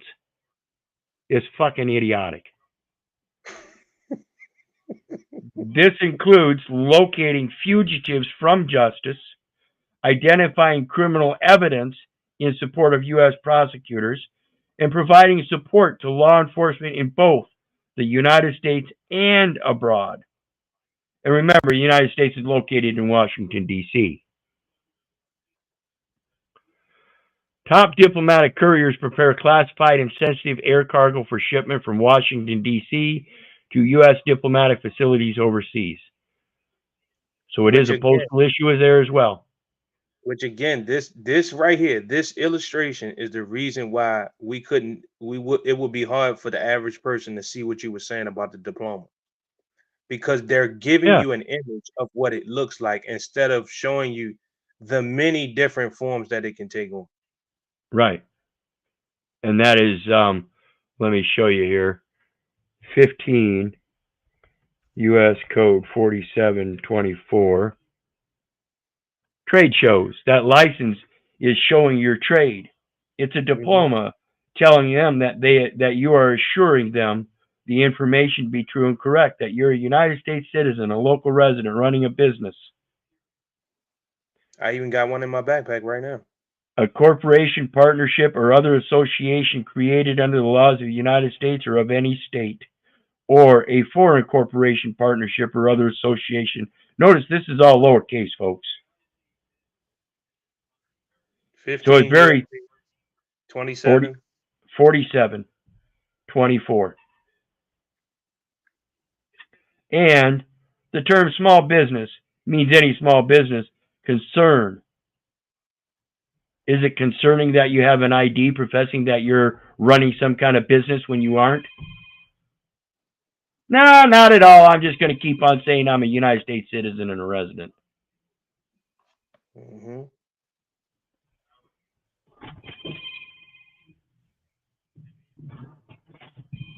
Okay, we'll let him go. So anyway, back to it. Oops, I'm sorry, I didn't even show you that. Small business term, this is 15 U.S. Code 4724. All the way down to... And it says in order to facilitate exporting by United States businesses. Yep. You're exporting information. You're a data consultant. You're a consultant firm, and you're firm on the information that you give. You assure them.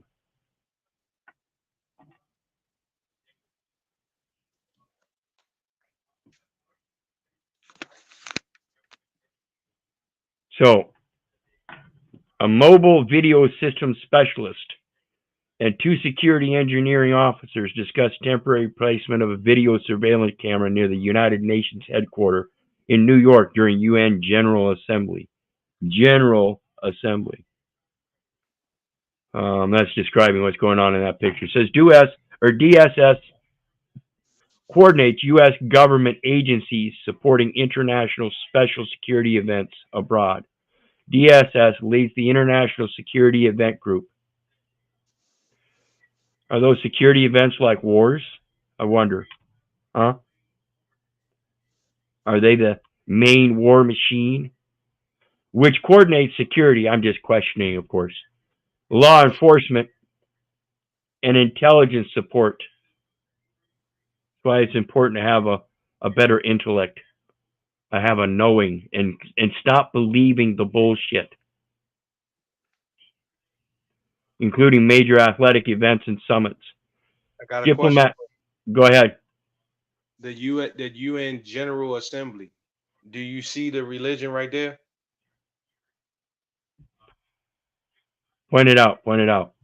All right. So we was talking earlier. No, you can go down. Yeah, right there where you said at the bottom, or not at the bottom, in the red. Right. Yeah, the UN General Assembly. I was telling you that I found that it's based on religion, right?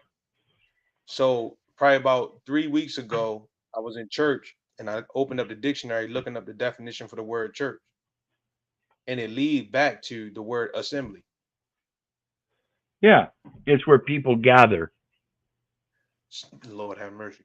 So if you go to the top of the document, what it says, church is a verb. Church is a verb, and they changed it to a noun. It's just like a woman changing to a man. It ain't right. So go back to the origin. Church as a verb meant to gather.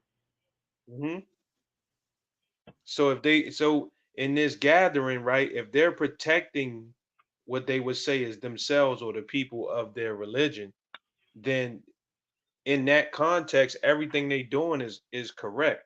It's hard for me to see it as incorrect, because they gonna come in the name of God to say that we need protection in this particular matter.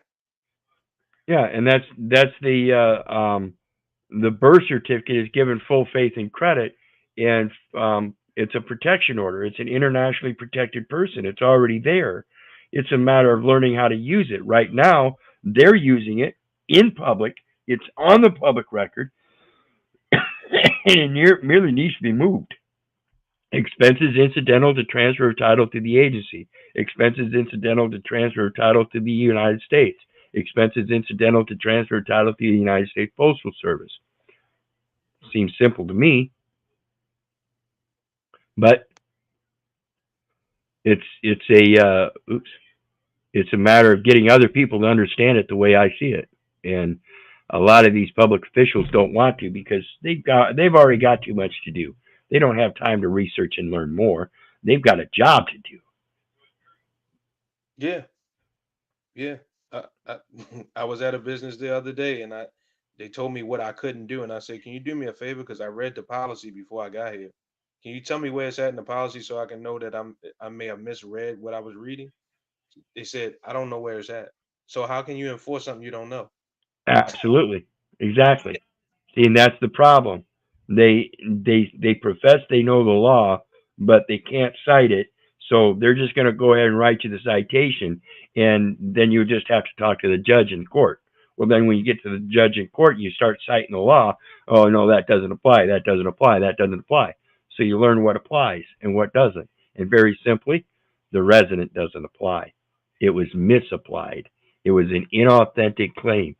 Not just on the United States part when they enumerated me, but when my mom accepted it as that enumeration and then indoctrinated me into a public education system to go ahead and accept that upon my diploma and fill out the SS5. Amen. Amen. You want it. Diplomatic. Well, you didn't get your money's worth? Not yet. I'm getting ready for indemnification. I'm getting ready for indemnification to let all that money roll right back. As credits, of course, because it's already in the electronic book entry system. You know what I mean? We're just going to convert it and double it up. The diplomatic courier service ensures, there's that ensures again, not insures or assures, so it's maybe something in between. the worldwide security and protection of classified diplomatic pouches. An expert cadre of approximately 100 diplomatic couriers transports classified and sensitive materials around the world, with regional courier offices in the United States, Germany, South Africa, Thailand, South Korea, Bahrain, Brazil, Côte d'Ivoire, and Senegal. Couriers travel to diplomatic posts throughout the world, constantly troubleshooting and innovating. He looked like a Command Center near Washington, D.C. My command center is all over the place. It is omnipresent. He spake, and it was done. He commanded, and it stood fast. But That's what my standing. that is what they are illustrating here. They're bringing it, putting the same thing that you see into the fiction world. Yep. They're trying to make everything omnipresent. Right. They're just mimicking. Again, Constitution is founded on the scriptures, so they're just mimicking. It's a matter of being able to see them for what they are. They're examples. Those statutes are contracts that are already in play, and they are examples. They are not requirements.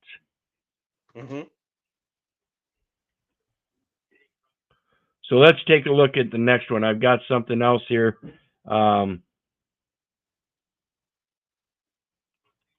This is an Iowa court case.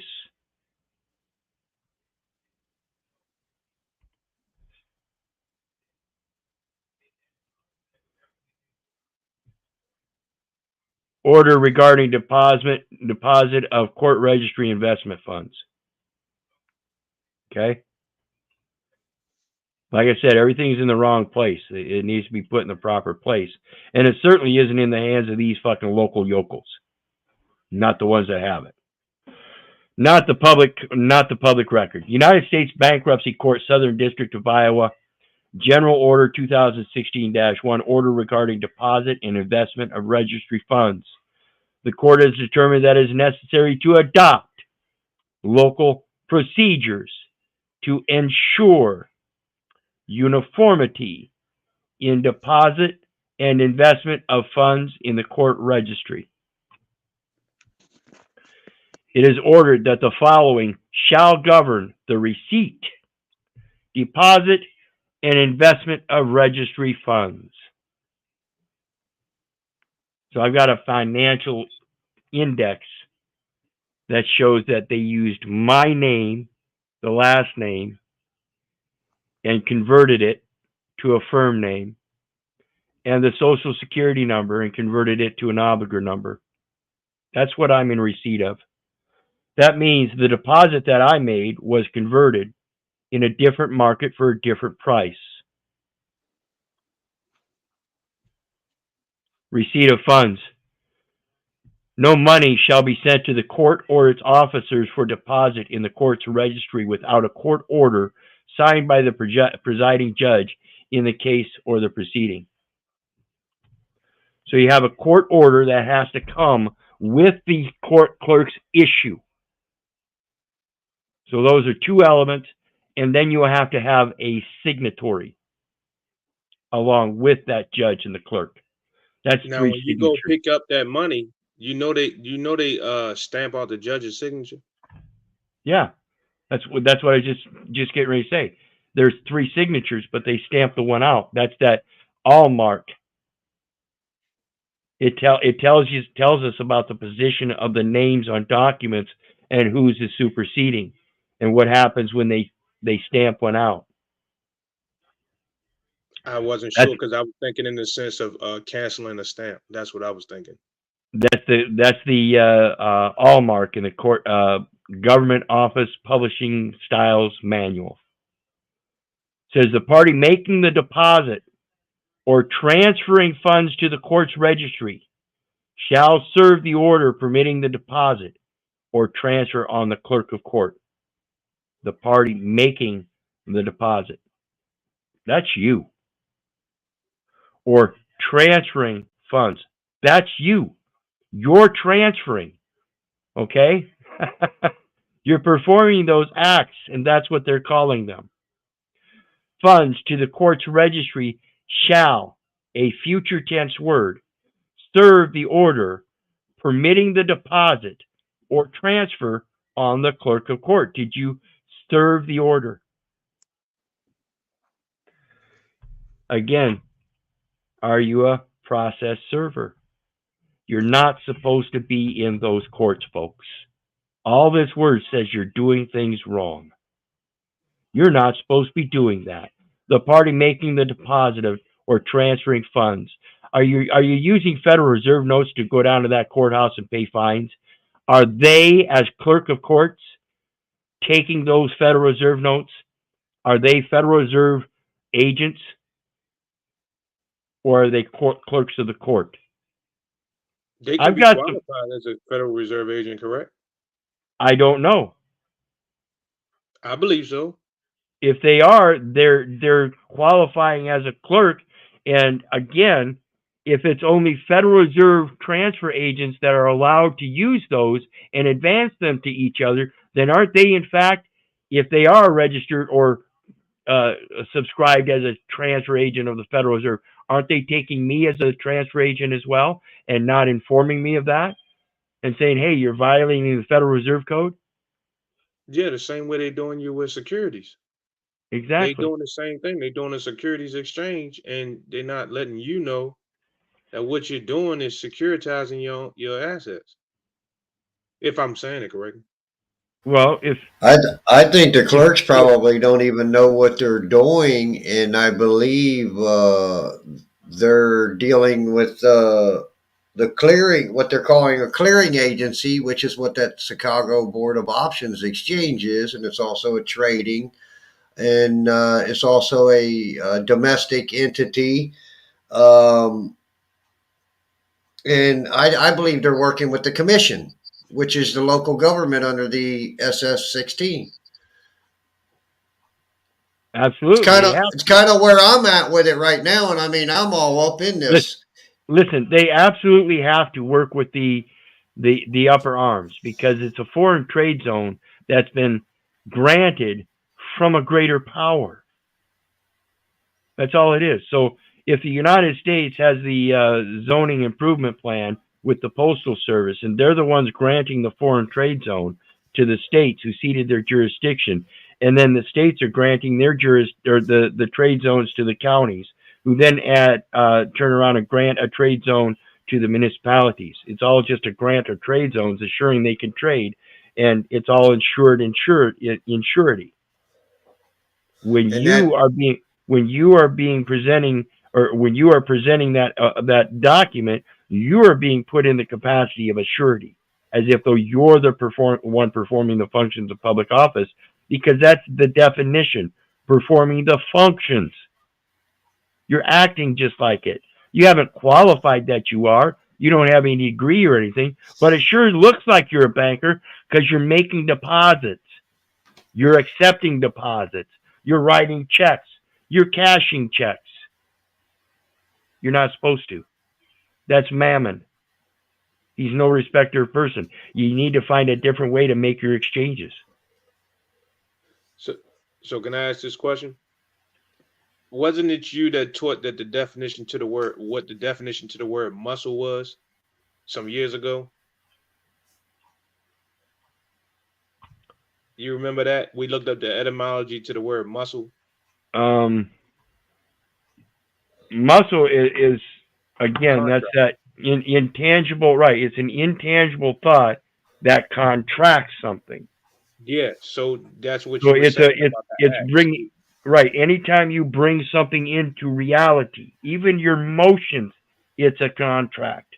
Mom was in contract. She had labor contractions. Mm-hmm. So in contracting, that's considered an agreement. So if we're doing these things, the presumption can be deemed to be somewhat true because we're performing it as though we know better, but we don't. And that's how we claim surety. Absolutely. This is what we're talking about. I assure my neighbor that I don't have any cash on hand, but I'm willing to do whatever I need to compensate him for any losses I might have caused him, which would save him having to put money out or whatever. It's an equalization of their cost and expense in a mammon world. All you have But to why? do is learn how to negotiate that by bringing them equal values. But why would you believe that you don't have cash on hand when the cash is actually created by the signature of your pen? Because I don't need that pen. I can do it with my words. I don't need a piece of paper to be written down so it can be recorded for a third party intervening. I can talk to my neighbor in straight up negotiations diplomatically and say, hey, this is the deal. I ain't got a job. I ain't had a job in 7 years. There's no way I can give you cash. But what I can do is this, this, and this. But this is why I asked that question. If you look up the definition for cash, it's going to show various different forms. Yeah, So but will you it would ever accept be what forming my labor? It's always going to be in some form other than me. It's always going to be in some document other than me. Absolutely. That's literally what cash is. It's a piece of paper. Yes. So that's why I was saying, if you say you don't have cash on hand, how could that? Like, if you told them that I wanted to operate this through diplomacy, they all well dandy and fine with that based on what we're reading right now, because as long as you're a party to a suit, you just created cash. Right, and that's the problem with cash. It makes you a party to a suit. Okay? I don't need cash. I don't want cash. I want to be able to talk to my fellow man, neighbor to neighbor, and have a common unity already without having to rightly divide any words because we already both speak the truth. I don't need a piece of paper to have things written down for a future tense. Well, on a I mass need, level, that would make you unaccountable. say what? On a mass level, that would make you unaccountable. Not Keith, but you. Right, That right. knows it. That's what I mean. Unaccountable. Why are you wanting to make me accountable? Aren't we already not required to prove anything because we are true? Then what needs to be accounted for other than that are untruths. So if I'm unaccountable, then they have nothing to account for. What is that account? It's all lies. Mm-hmm. Then why do I need to be accountable? Because it helps keep commerce going, which is what they're trying to do. That's the operation that's taking place. Yeah, that might keep commerce going, but that doesn't it's not going to keep my life going, is it? No. It's It keeps yeah, their life. commerce doesn't keep my life going. Right. It keeps theirs going. Their life. Right. They're dependent upon it because of the convenience and comforts and popularity contest, and they're the messenger. They don't give a rat's ass about the real message. So Yes, that's a fact. That's why the facts is not basically discussed in court. I think it'd be interesting if you say that as if you're not liable.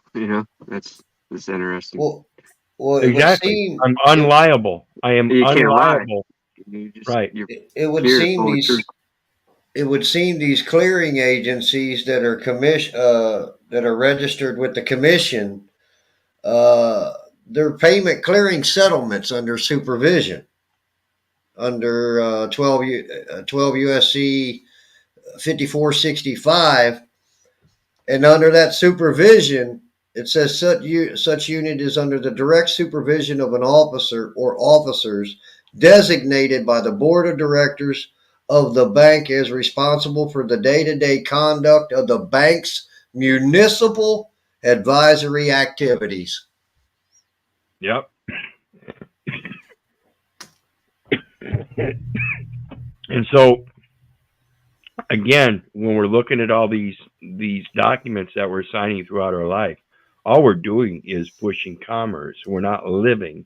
And if we understood that, we would start living in rightly dividing those words of truth and help downsize commerce the same as we would downsize the government, the banks, and all of that stuff, the public education system.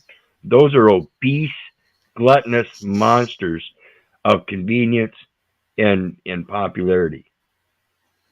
Go ahead and keep doing that if you want, but it's not going to do the next generations much good.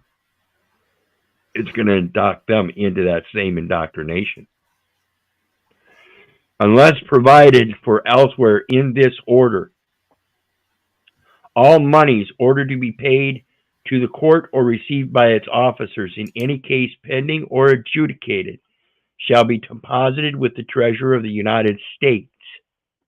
So don't tell me that the local district attorney and their office doesn't have anything to do with the United States federal government, when every fucking dime that they make has to go through the United States Treasurer.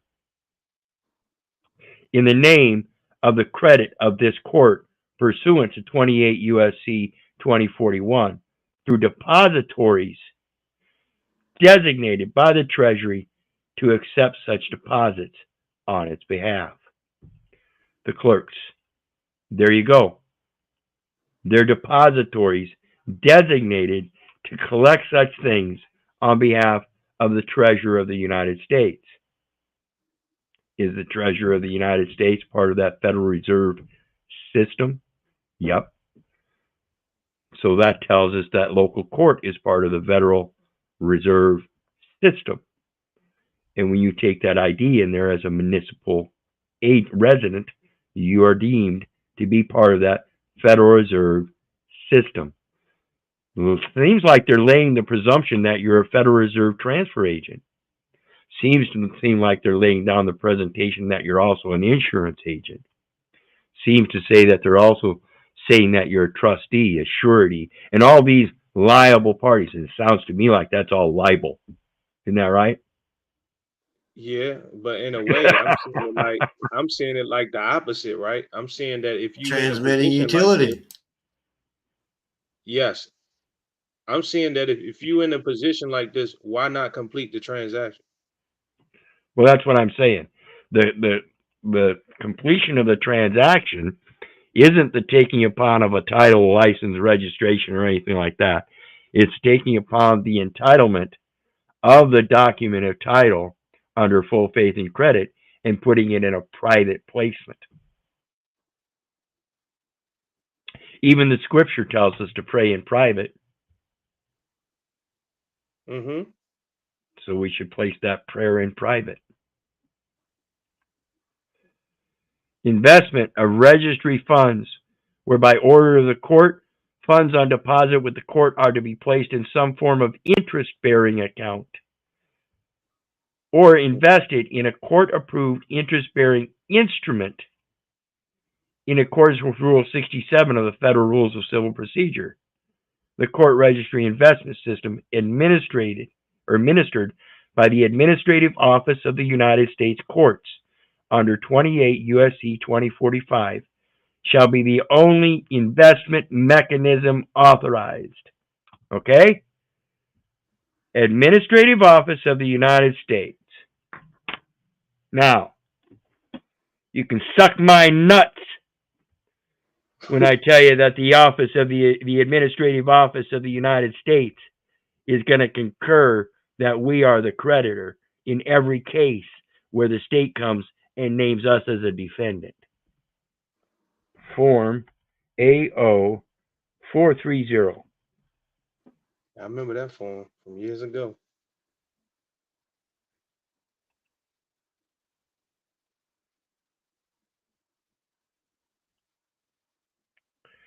So we have Form AO 430, folks.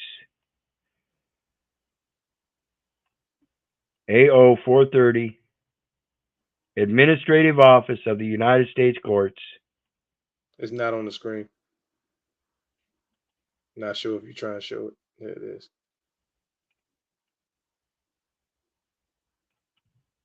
Okay? Mm-hmm. Very clear. Let me downsize this just a hair.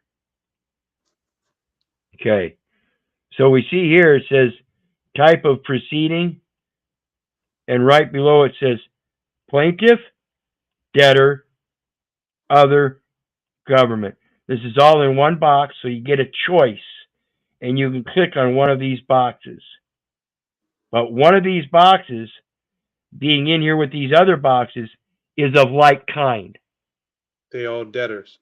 So government is a like kind as debtor, and debtor is like kind as plaintiff, and plaintiff is like kind as government. And then, of course, you got other, so you can specify. This one here, same thing, defendant, other, creditor. So who is the creditor? The defendant. So when they bring you in as a defendant, go ahead and volunteer as long as you know what you're doing. I'm the creditor. I see where we've got a credit agreement going on. So I want to make sure that in this credit agreement, everybody understands, as the customer, I agree to make that third-party payment so long as it's understood that credit is given to my account. I am the creditor, right? What I put out is supposed to come back, right? That is circulation, right? That is currency, right? But that goes back to the document that you were just reading.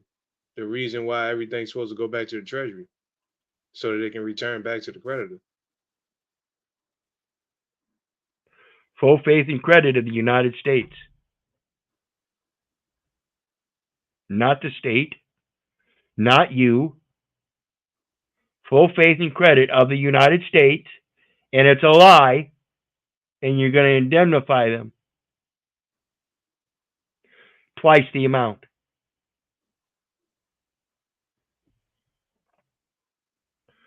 The Director of Administrative Office of the United States Courts is designated as custodian for C.O.W.A.R.D.S.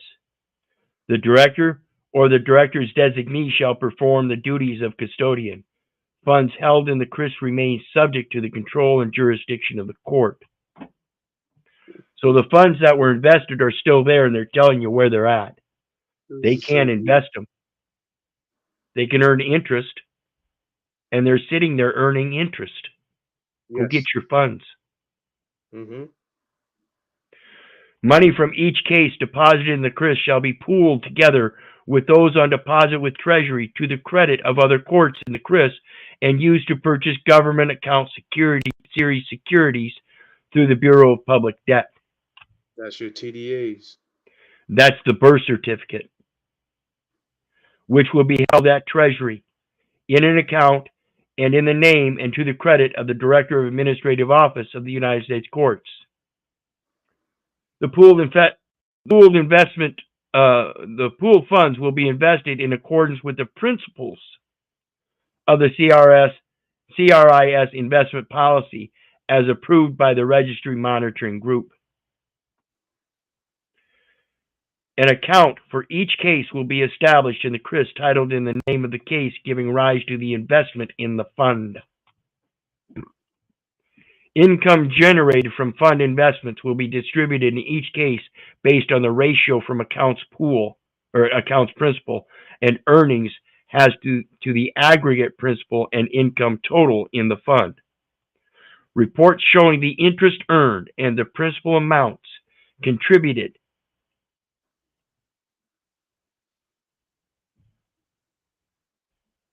With tribute. Right, contributed. It was a donation. Yep. It wasn't a payment. It wasn't a fine. It wasn't a fee.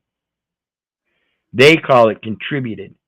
In each case, will be prepared and distributed to each court participating in the C.O.W.A.R.D.S and made available to litigants and or their counsels.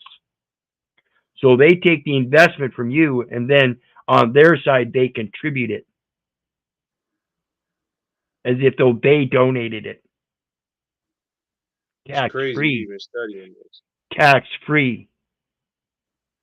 Exactly. It's crazy you even studying this because I found this on a local level. Yeah, I think this is this is Iowa. This is set out from the Iowa court.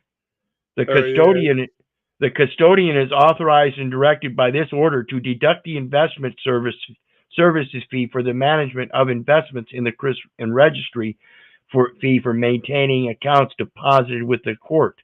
For maintaining, that's a maintenance of accounts to carry on the suit. You have to end the suit. Sound like Adam to me. He was created for the purpose of maintaining the Garden of Eden. The investment services fee is assessed from interest earnings to the pool according to the court's miscellaneous fee schedule, and is to be assessed before a pro rata distribution of earnings to court cases. So if there's an earning to a court case, who's making those earnings? Now, when you say who, are you speaking of the creditor and the debtor, or the plaintiff and the defendant? I'm talking about investors. Did you So- know that they take court cases and they do what's called shredding them? Shredding them is parceling them off. They separate them into 10 parts and sell off 10 parts. It's like selling shares. They get investors on it. Guess what? That's what hides up your name as an investor. They pool it and pool it with the other cases. Now there's a big collection of pooled investments from the day, and they've got to zero out the account.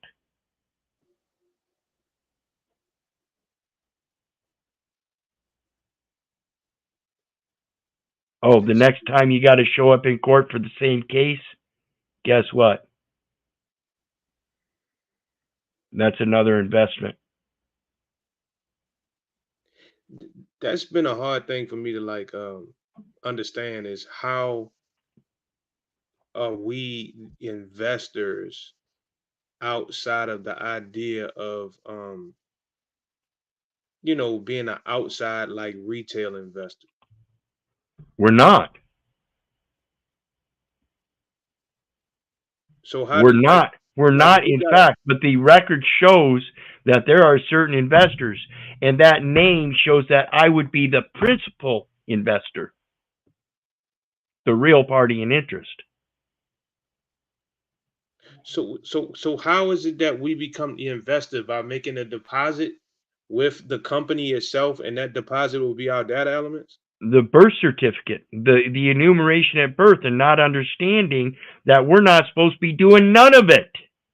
Mm-hmm. That's the performance of the functions of public office. You have to take an oath to the Constitution, giving loyalty to the Constitution, giving up loyalty to our Father which art in heaven. But back to that, man. Oh, no, man, anything. Why do we need a bankruptcy judge then? And who the fuck is she, and what the fuck is her value and her word? It ain't worth shit to me. So back to that word diploma that you had pulled up, right? Where it showed that they either honor it says right here, writing under seal from a competent authority conferring some honor or privilege. So if they're honoring someone, 9 times out of 10, that is the private man who is master and lord over his own household. But the privilege is showcasing that they are the master and lord of the household, that they are taking on the grantor's position in their household. Correct. So that's the part they that's become the missing. grantee, the one that assures Mm-hmm. rather than insures. He who hateth suretyship is sure. So he assures you. So that's the part that's missing on our side. This is Yep. the public and private. The public would be the privilege, and the private would be the honor. And we're not taught how to act as king of our own household. We forfeiting it. Right. To act honorably, it's like a gentleman announces his presence. And announcing his presence, that's similar to the law of the flag. And in announcing his presence, he assures you that he's coming peacefully. Mm-hmm. First two elements. But in that assuring or that message, wouldn't he be coming in the same form where right here it says a writing under seal? Wouldn't he be in a writing under seal from a competent authority of his own home to extend unto them something that they need to honor because he's not a man of privilege? Correct. And that's the word of God. That's what we're all supposed to give credit to. And what is the word of God but the word of truth? Just rightly dividing what's before you and making sure that you understand what's being said. A writing under seal from competent authority. Well, our Father which art in heaven doesn't write, but yet his word is written on our heart. How do you feel about that as a competent authority and under seal? I mean, he sealed it with his he sealed it with his promise of his oath to seek his immutable counsel. Immutable. And that's the same thing they ask of us in their system. Their system, they ask us to make a promise without vow or without oath that we will promise to pay. Yep. And all we have to do is show that the promise is already there. The loyalty is already there. By taking away the loyalty to our Father which art in heaven and giving it to that fictional system, we're saying we don't recognize the difference. Therefore, we enter into a fictional system. We get battered up and beaten up and abused and everything. You can conduct that person in that system separately by knowing you're not part of the system. And hey, now it's time to live. But if nobody knows how to do that, they don't understand the concept of that person and the fact that you can, in fact, create 30 different persons and operate all of them, 50 different persons, 100 different persons. As long as you can manage them all, hey, you can have as many persons as you want. Yes. Yes. And it's funny when you said that earlier because I'm thinking about the book of Acts. When you were saying they're getting beat up, we're getting beat up and battered and bruised. What was happening to them in the book of Acts was the fact that they was going through the system preaching the name of Christ, you know what I'm saying? But at the same time, they was getting punished for it. Yep. So Paul went through it. Peter, James, John, all these different people went through it. But in fact, they were also being taught how to live. Well, and that's part of, again, like I said before, your lungs moving, contracting, and expanding. And that's the contract with the breath of life. Then that contract has a contract with the lungs or the capsules in the lungs to transfer the oxygen to the blood cells. So now you have a contract with the blood cells too, and it's going to pass through it. And in that, you're going to have contracts with other parts of your body, and that's your movement and everything, and your muscular structure. Now those contracts start affecting the outside world. Mm-hmm. You have a lot more power than you might think if you learn how to use it appropriately. So the next thing I got, as it relates to that Chris system and where that credit comes from and everything. Oops, wrong one. It's the full faith and credit that we're talking about in that birth certificate. 28 U.S. Code 1738, state and territorial statutes and judicial proceedings, full faith and credit. The acts and legislature of any state, territory, or possession of the United States or copies thereof shall be authenticated by affixing the seal of such state, territory, or possession thereto. So I have a judicial document known as a bond with such a seal affixed to it. The records and judicial proceedings of any court of any such state, territory, or possession, or copies thereof, shall be proved or admitted in other courts within the United States and its territories and possessions by the attestation of the clerk and seal of the court annexed. if a seal exists, together with a certificate of a judge of the court that the said attestation is in proper form. So you've got a certificate against a certificate. You're going to claim the surety against his surety and indemnify it. That's all we're doing. Such acts, records, and judicial proceedings or copies thereof, so authenticated by the seal, shall be authenticated by affixing the seal of such state, telling us that it is authenticated. Why are we having people talking about, I need to authenticate the birth certificate? The seal says it's authenticated already. Read it. Such acts, records, and judicial proceedings or copies thereof so authenticated shall have the same full faith and credit in every court within the United States and its territories and possessions as they have by law or usage in the courts of such state, territory, or possession from which they are taken. Sounds like I'm in holding of an instrument and have right to enforce full faith and credit as the principal, real party in interest to make all parties whole, so that no person shall be held liable in any court merely by giving a grant of redemption, a set of assurances that I know what I'm talking about. I'm not a belligerent. I'm a peaceful man, and I want everybody to have a good day. I'm not at war. I'm not a United States citizen. This is the United States business, and it is now my business to grant redemptions to the land and to my brothers. The redemption comes through knowledge. Go ahead. I tell you, can you still hear me? Yep. That C.O.W.A.R.D.S, Chi-X Asia Pacific Holdings Ltd is under common control with the firm. Business address, Hong Kong. Dude, we've totally been sold out in this country, and it is disgusting and foul.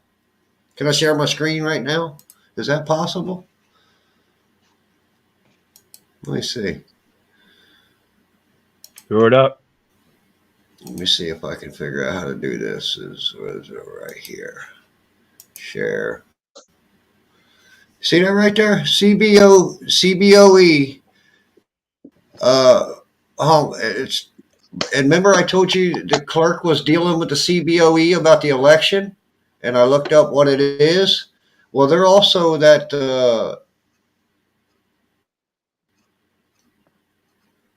entity like that, domestic entity, but they're Goldman Sachs.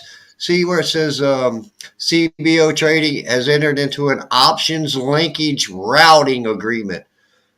Told you it's all routing, guys. It's all routing. It's all about the enumeration. Yeah, Wedbush Securities.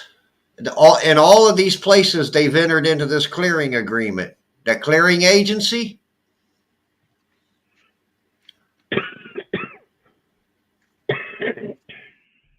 Wolverine. Amazon Web Service for their backup. Star Compliance Operating LLC provides a third-party software platform for monitoring employee personal trading and conflicts of interest. Global Relay provides a solution for electronic communications and archival and supervision. Linkage agreement with Goldman Sachs, Wolverine, Morgan Stanley, Iron Mountain, another Goldman Sachs. It's all about investments, folks, and I'm telling you, if you don't understand the investment here is the one that's taking you away, is the thing that's taking you away from the full armor of God, and that's because you put your children in school and thought public education was more important rather than bringing them up in the spiritual talents that they have naturally. So with that being said, right? If that don't scare you right there and wake somebody up right there. So that I And they're think that's a dealing right problem. in our communities.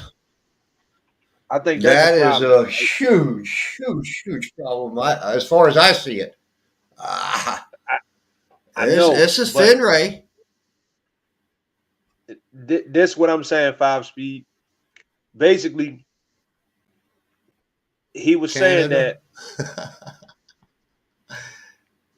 he was saying that you know, we brought him up in the public school system, right? And we Hmm. didn't bring him up under the spiritual element, right? So when you bring him up in that system implements its practices through fear. So let's say you pulled London, up that UK. document, right? And you said that first you said one thing, you said they sold us out. We've been sold out. And I was kind of like in disagreement with that, right? Yeah, And then you pulled up hmm, the Hong Kong part, right? And when you pulled that up, you said if that don't scare you, right. so we've been taught to think in states of fear instead of live under the state of faith. That's certain, like a lot of that stuff. Right. In reality, what they doing, it really don't apply to us. But also, if we do take it as it apply to us, and this is all my opinion, so it can be argued. But if we do think that it applied to us, who really sold who out? Did we sell ourselves out because we thought it was better to get That a right Well, picture? there. man, yeah, exactly. Yeah, we took upon comfort and convenience of benefits, not realizing they weren't really that beneficial. That the actual issues in our life, such as feminism and the fight for equal rights, was because of this very system that indoctrinated people to believe in a false value system. Without that false value system, our families would still be cohesive and strong and firm, in my opinion. When I tell So you, my daughter called me just before I got on here, probably like an hour before I got on, right? And she said, "Dad, why is it that when somebody got their stuff going together, that they don't have any friends?" Yeah. You literally just said it, Keith, where you show how that taking on that benefit and let's just use it in layman term, chasing money. If your friend is not in the same interest, of course you're gonna lose them because you was brought up under the mindset of value and money. yep, absolutely. That was your belief, was that life was going to be so expensive that you better start gathering up coupons because you're going to be a Yes, poor motherfucker. yes. I'm just wondering what they got on all these motherfuckers to go along with this game. I Yeah, mean, well, I seriously, don't, I don't think, seriously. I don't think they have much on them. I think it's just everybody's individual greed. Again, I'm just doing my job, but I'm just doing my job more effectively relates and is can be abstracted from reality by your own observance that I'm just doing my job relates more to being able to go home at the end of the week and take a paycheck home so you can be with your family and support your family. You're never thinking about anybody else. It's I'm just doing my job. Mhm. Mhm. So the next thing we got is the United States Postal Service. Um, Again, it's all about United States Postal Service, the registered agent there. You know, shows you, oops, shows you they're the registered agent for bonds, insurance, and taxes here. They have the Fidelity Bond. Oops, where'd I go? Fidelity Bond is an amount sufficient to protect the interest of the Postal Service. May be required for any contract that requires supplier employees to handle Postal Service funds. What are those funds? Exactly. What are they? Stamps and other representatives of value are funds. When a fidelity bond is required, provision 7.3, fidelity bond requirements must be included in the solicitation, and the amount must be reviewed periodically to ensure that the Postal Service's interest is adequately protected. So every year, reviewed periodically, your period is going to be 1 year. You're going to review it to ensure that the Postal Service interests are adequately protected by renewing the indemnification. It's in their placement title. It's a document of title, expenses incidental to transfer of title to the Postal Service. So in that transfer to the Postal Service, it's going to hold the indemnification. That's why you don't sell it. It's going to hold. You're going to hold the warrant, and you're going to place it with a private as a private placement with the Postal Service as registered and certified by the SEC. Remember the James A. William Trust certificate we saw, or the SEC agreement we saw for the James A. William Trust? That was so that he could get a certificate, or the SEC certified it.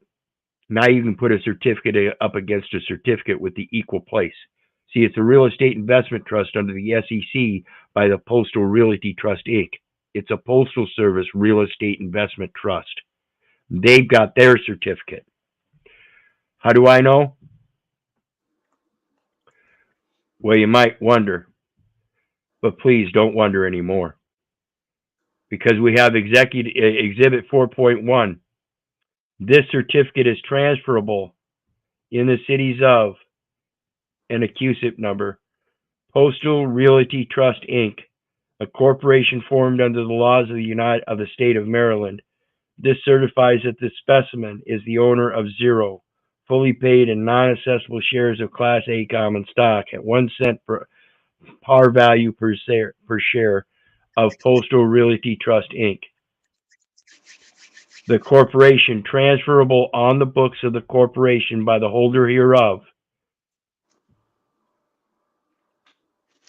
On the books of the corporation by the holder hereof, in person or by its duly authorized attorney upon surrender of this certificate properly endorsed. This certificate and the shares represented hereby are issued and shall be held subject to all of the provisions of the charter of the corporation and the bylaws of the corporation and any amendments or supplements thereto. This certificate is not valid unless countersigned and registered by the transfer agent and registrar. Now, I've got a certificate that is signed and is signed by a transfer agent and a registrar, the governor and the county or the state registrar. All I need to do is match it up with the international forum with their transfer agent and registrar. In witness whereof the corporation has caused this certificate to be executed on its behalf by its duly authorized officers. Corporation will furnish to any stockholder. This is stock. Okay, this right here, you can print it up off of your printer and you are now a holder. This is a grant. This is an assurance through the words that if you understand what the words are,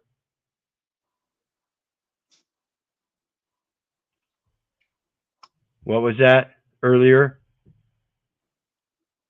Which part? Diploma, license, charter, the same thing, right? So now we have a grant, a charter. This is a grant. And the bylaws of the corporation and any amendments or supplements thereto. And any amendments or supplements thereto. Remember that James A. Williams Trust SEC agreement? He had 100 billion shares. They were 100 billion shares at 1 cent a share. And if you look at all these agreements, all of them start off at like 1 cent. Yep. So if they value them at 1 cent, why do we pay more than what it's valued at? because we set the value. Exactly. We're setting the millage rate without realizing the millage rate is already there and accepting it. 1 cent times 1 cent on a calculator. Do it now. 0.01 times 0.01 on a calculator, which is the representation of 1 penny times 1 penny, which should equal 1 penny. You will find out it is no longer 1 penny in their decimal Dewey system. Dewey Decimal System. 10 com as tenants in common. This is from the Postal Service, folks. 10 ent as tenants by entireties. JT 10 as joint tenants with right of survivorship and not as tenants in common. What do you think this is in relation to?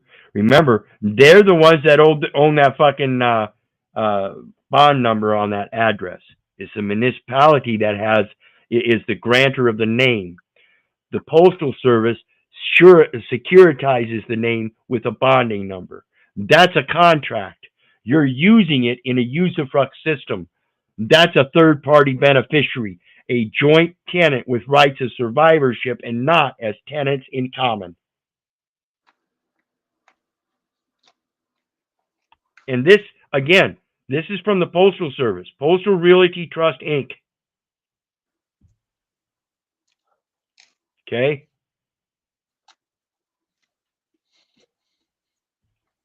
You get to put your terms and conditions down, folks. This is an amenable contract as a public offering, a grant to you. Guess what? You get to certify yours, the indemnification, and then just attach it to this. And guess what? Even comes with a tax treaty. Tax protection agreement. This is 10.19. Okay. Tax protection agreement dated as of May 14th, 2019 by and among Postal Realty LP, Postal Realty Trust, and Unlimited Postal Holdings LP.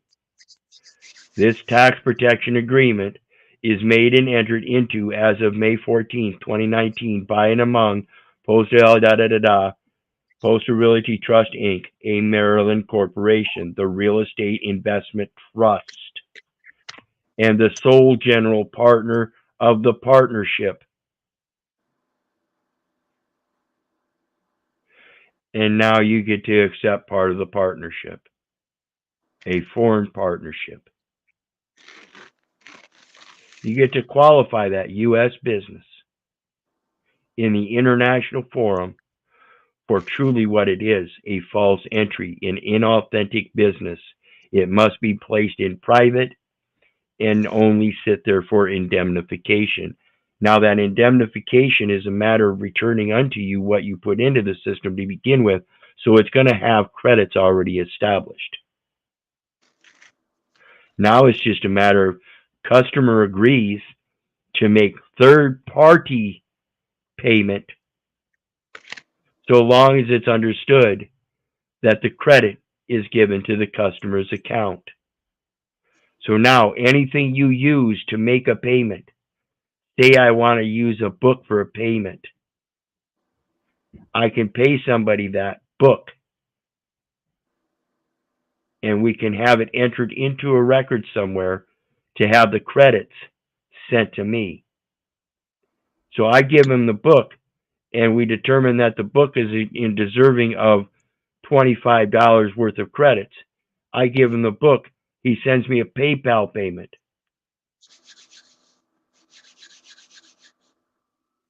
The system's already set up to do it. You just have to learn how to conduct your private contracts. Exactly. That part right there. That part right there. I remember See, this one guru he would say, and I call him a guru, so no disrespect to him, but I will refuse to say his name. But he said he went to court one day, and the judge said, "You know, he said it's something else when I, as a judge, have to tell you how to handle your private business." yep.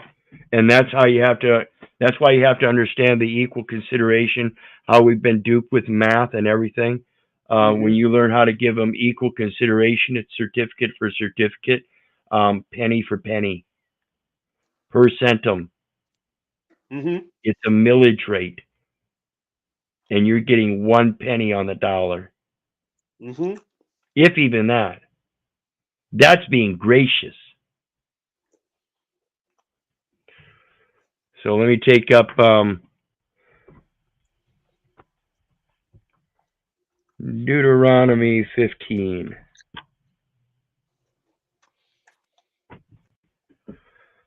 Okay, now this has got 23 verses, and the last few verses may not seem a whole lot in what we're talking about. They really aren't. So just pay attention as it starts out with the first. At the end of every 7 years, thou shalt make a release. And this is the manner of the release. Every creditor that lendeth aught unto his neighbor shall release it. He shall not exact it of his neighbor or of his brother, because it is called the Lord's release. In other words, if your brother thinks he needs to borrow something from you, and you make an arrangement to have him pay you back, and it takes 7 years and he can't pay you back, you're supposed to forgive him for it. This is the birth certificate. Okay? It needs to be released. It was supposed to have been done within the first 7 years. It needs to be released. Released from one place and transferred. In that sense of lease. Release. Of a foreigner thou mayest exact it again, double. But that which is thine with thy brother, thine hand shall release. Save when there shall be no poor among you, for the Lord shall greatly bless thee in the land which the Lord thy God giveth thee for an inheritance to possess it. In all the lands of your possession, as an inheritance, you grant a release, a redemption. Only if thou carefully hearken unto the voice of the Lord thy God, to observe to do all these commandments which I command thee this day. He commanded, and it stood fast. He spake, and it was done. For the Lord thy God blesseth thee as he promised thee, and thou shalt lend unto many nations. Again, you're a prophet unto the nations. But thou shalt not borrow, and thou shalt reign over many nations, but they shall not reign over thee. If there be any among you a poor man of one of thy brethren within any of thy gates in thy land, which the Lord thy God giveth thee, thou shalt not harden thine heart, nor shut thine hand from thy poor brother. But thou shalt open thine hand wide unto him, and shalt surely lend him sufficient for his need, in that which he wanteth. In ignorance is a want for knowledge. And that's what people want, is knowledge. That's what they are want for. That's the true benefit. Beware that there be not a thought in thy wicked heart, saying, the 7th year, the year of the release, is at hand, and thine eye be evil against thy poor brother, and thou givest him not, and he cry unto the Lord against thee, and it be sin unto thee. And thou givest him not. Pay attention. Remember the foreign element. Thou shalt surely give him and thine heart shall not be grieved when thou givest unto him, because that for this thing the Lord thy God shall bless thee in all thy works, and in all that thou puttest thine hand unto. For the poor shall never cease out of the land. Therefore I command thee, saying, thou shalt open thine hand wide unto thy brother, to thy poor, and to thy needy in thy land. And if thy brother, an Hebrew man or Hebrew woman, be sold unto thee, and serve thee 6 years, then in the 7th year thou shalt let him go free from thee. And when thou sendest him out free from thee, thou shalt not let him go away empty. Thou shalt furnish him liberally out of thy flock, and out of thy flour, and out of thy winepress, of that wherewith the Lord thy God hath blessed thee, thou shalt give unto him. This is the basics of bankruptcy, where when you go through the bankruptcy, they allow you to keep a house and a car, and your job, of course, and the amenities that go along with those things, like a phone. Today, in modern times, we even have laptops or desktops or some kind of device. Daily amenities to be able to enjoy the life and liberty that we're supposed to. And thou shalt remember that thou wast a bondman in the land of Egypt. And thou shalt remember thou wast a bondman in the land of Egypt. You've been held as bond, as surety all your life in everything you do. That's why you're required to carry that or put that signature down.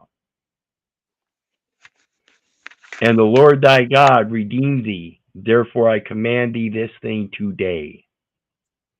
And it shall be, if he say unto thee, I will not go away from thee, because he loveth thee and thine house, because he is well with thee. Then thou shalt take an awl and thrust it through his ear unto the door, and he shall be thy servant forever. And also unto thy maidservant thou shalt do likewise. It's telling you, once you have the knowledge to break free, you're supposed to break free and say no more. If you want to sit there in your complacency and keep living in that comfort and convenience, you're doomed. It shall not seem hard unto thee when thou sendest him away free from thee, for he hath been worth a double hired servant to thee, in serving thee 6 years, and the Lord thy God shall bless thee in all thou doest. And of course, this takes discernment for yourself to make sure that when you hire somebody in such a situation and you keep him on repetitively.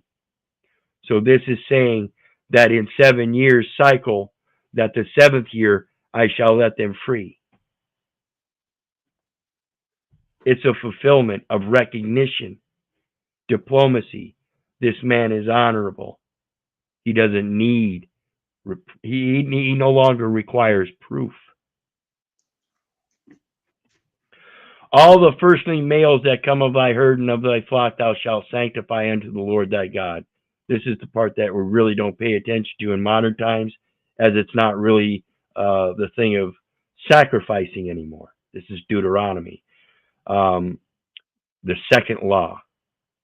Deuteronomy stands for the second law. Leviticus stands for the first law. All the firstling males that come of thy herd and thy flock, and thou shalt sanctify unto the Lord thy God.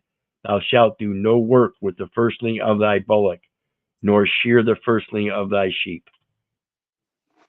Thou shalt eat it before the Lord thy God, year by year, in the place which the Lord shall choose, thou and thy household. So when we had the new covenant says we no longer even need to do this.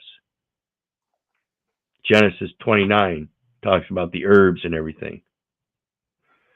21, and if there be any blemish therein, as if it be lame or blind, or have any ill blemish, thou shalt not sacrifice it unto the Lord. In other words, if it's lame, it's not worthy of sacrifice. Thou shalt eat it within thy gates. The unclean and the clean person shall eat it alike, as the roebuck and the hart, the young deer. Only thou shalt not eat the blood thereof. Thou shalt pour it upon the ground as water.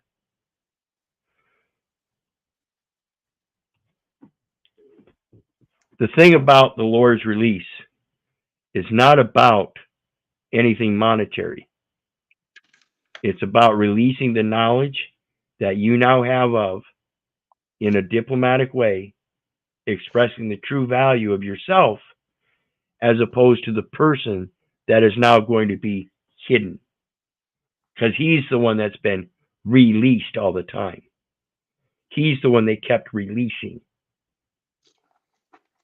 I'm no longer going to sign any release paperwork. And with that, again, that's a matter of, in relations to the indemnification video we did last Sunday, it's reconciling that record and putting that person away for its use in error. It was an errored entry. It should have never been entered. The true grant should have been truly expressed by mom and dad.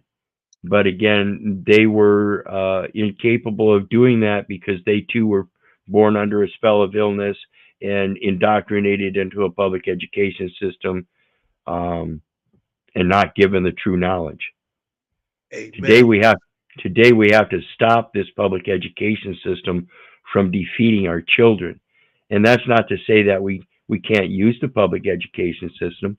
My situation, for instance, I came up in foster care, and public education was great, but once I was adopted, the people that adopted me were both federal employees. They both worked for the federal government, pretty intelligent people, and they helped enhance that education with some homeschooling education on top of the public education.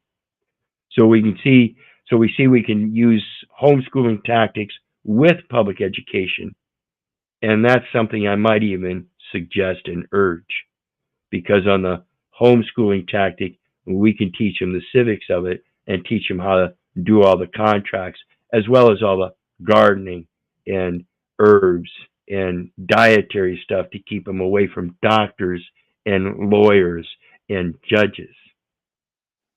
A matter of self-discernment as a natural being in comprehending the two very different worlds.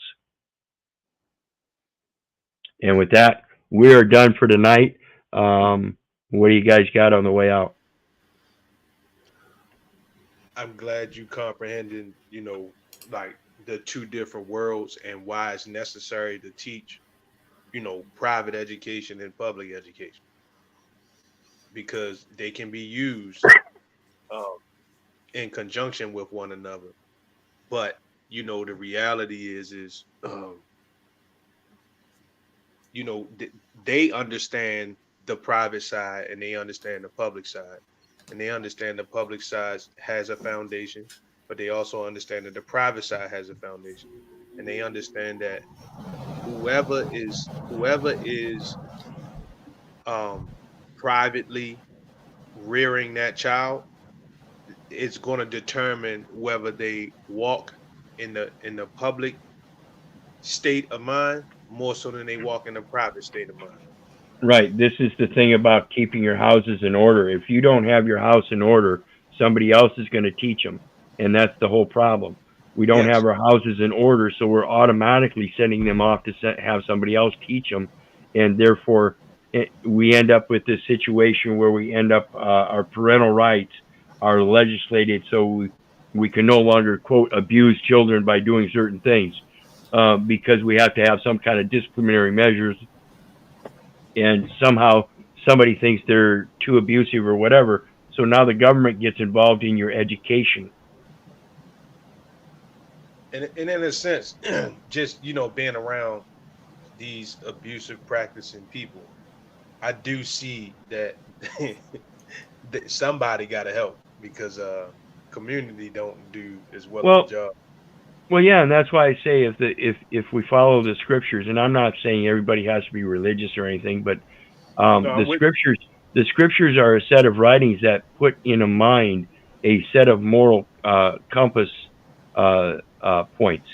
And one of those points is that the concept is that if you bring a child up in the right way to do good and know the difference between good and bad, that he will grow up and not veer from that. He will end up being that good man, and he will not do bad things, and he will continue to teach those good things as opposed to the bad things.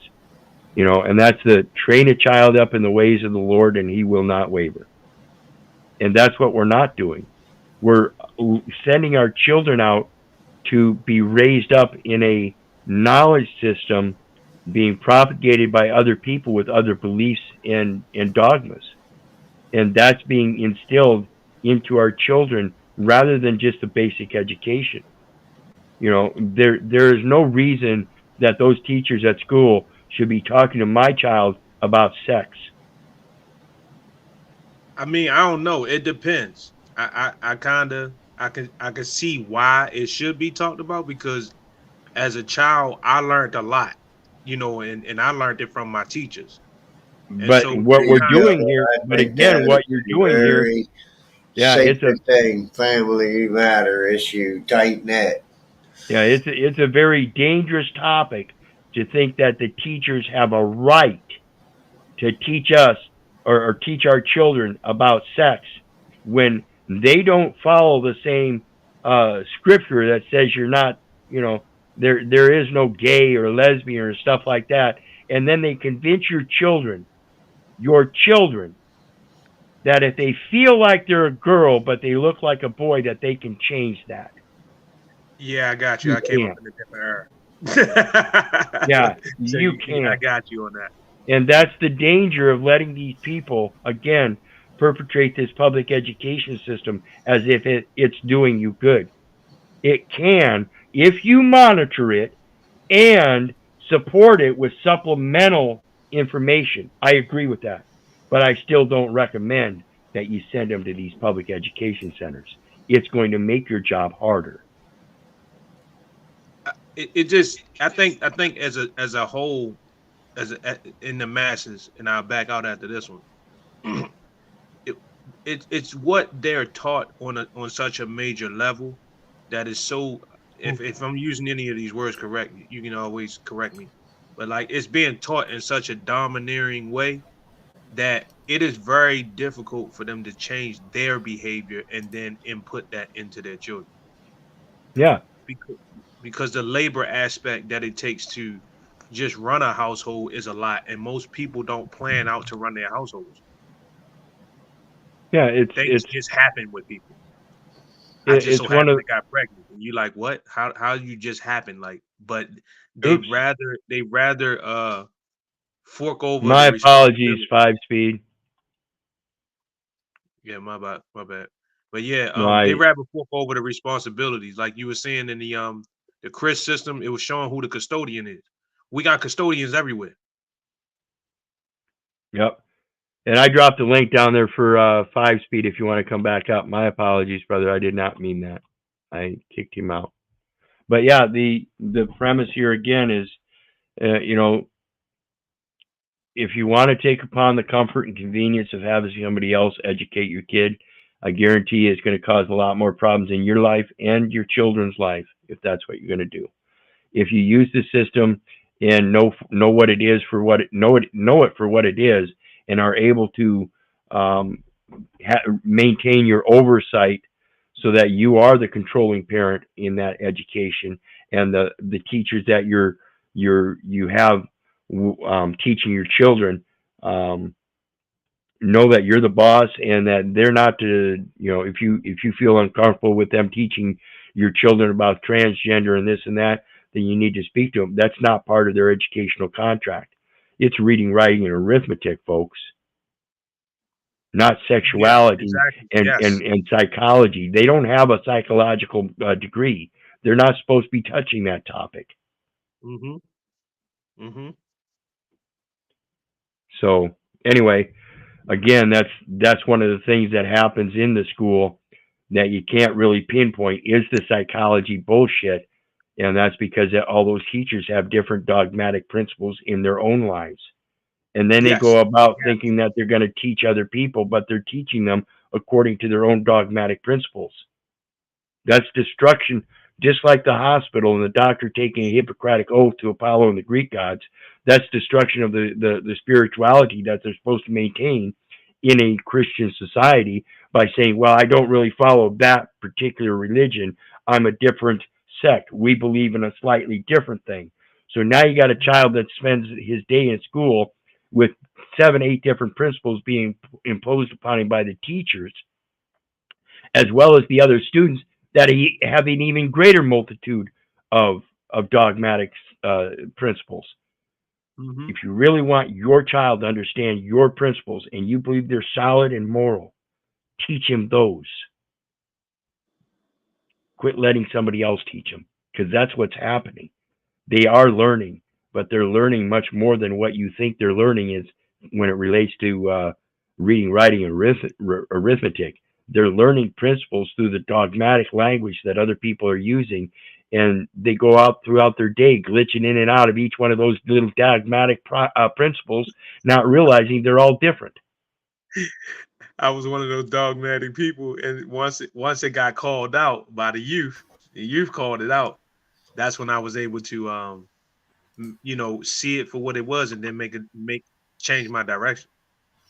Yeah, and it's important to do that. It's important to understand your individuality Mm-hmm. on a minimum scale. Of course, be humble and meek about it, but at the same time, understand the magnitude of its greatness comes from everything that you know. Mm-hmm. So, what greater way to express yourself than all of the greatness and where it comes from, which certainly wasn't you. That's what I enjoy about life. I get to enjoy this great creation that was created by somebody, and I don't have to make it any better. Exactly. Yes. Yeah, I do the same. I do the same. So anyway, outside. I Oh, saw that's- something. Yep, that's the end. I saw something interesting. I want to show you, Keith. What's that? Let me pull it up here.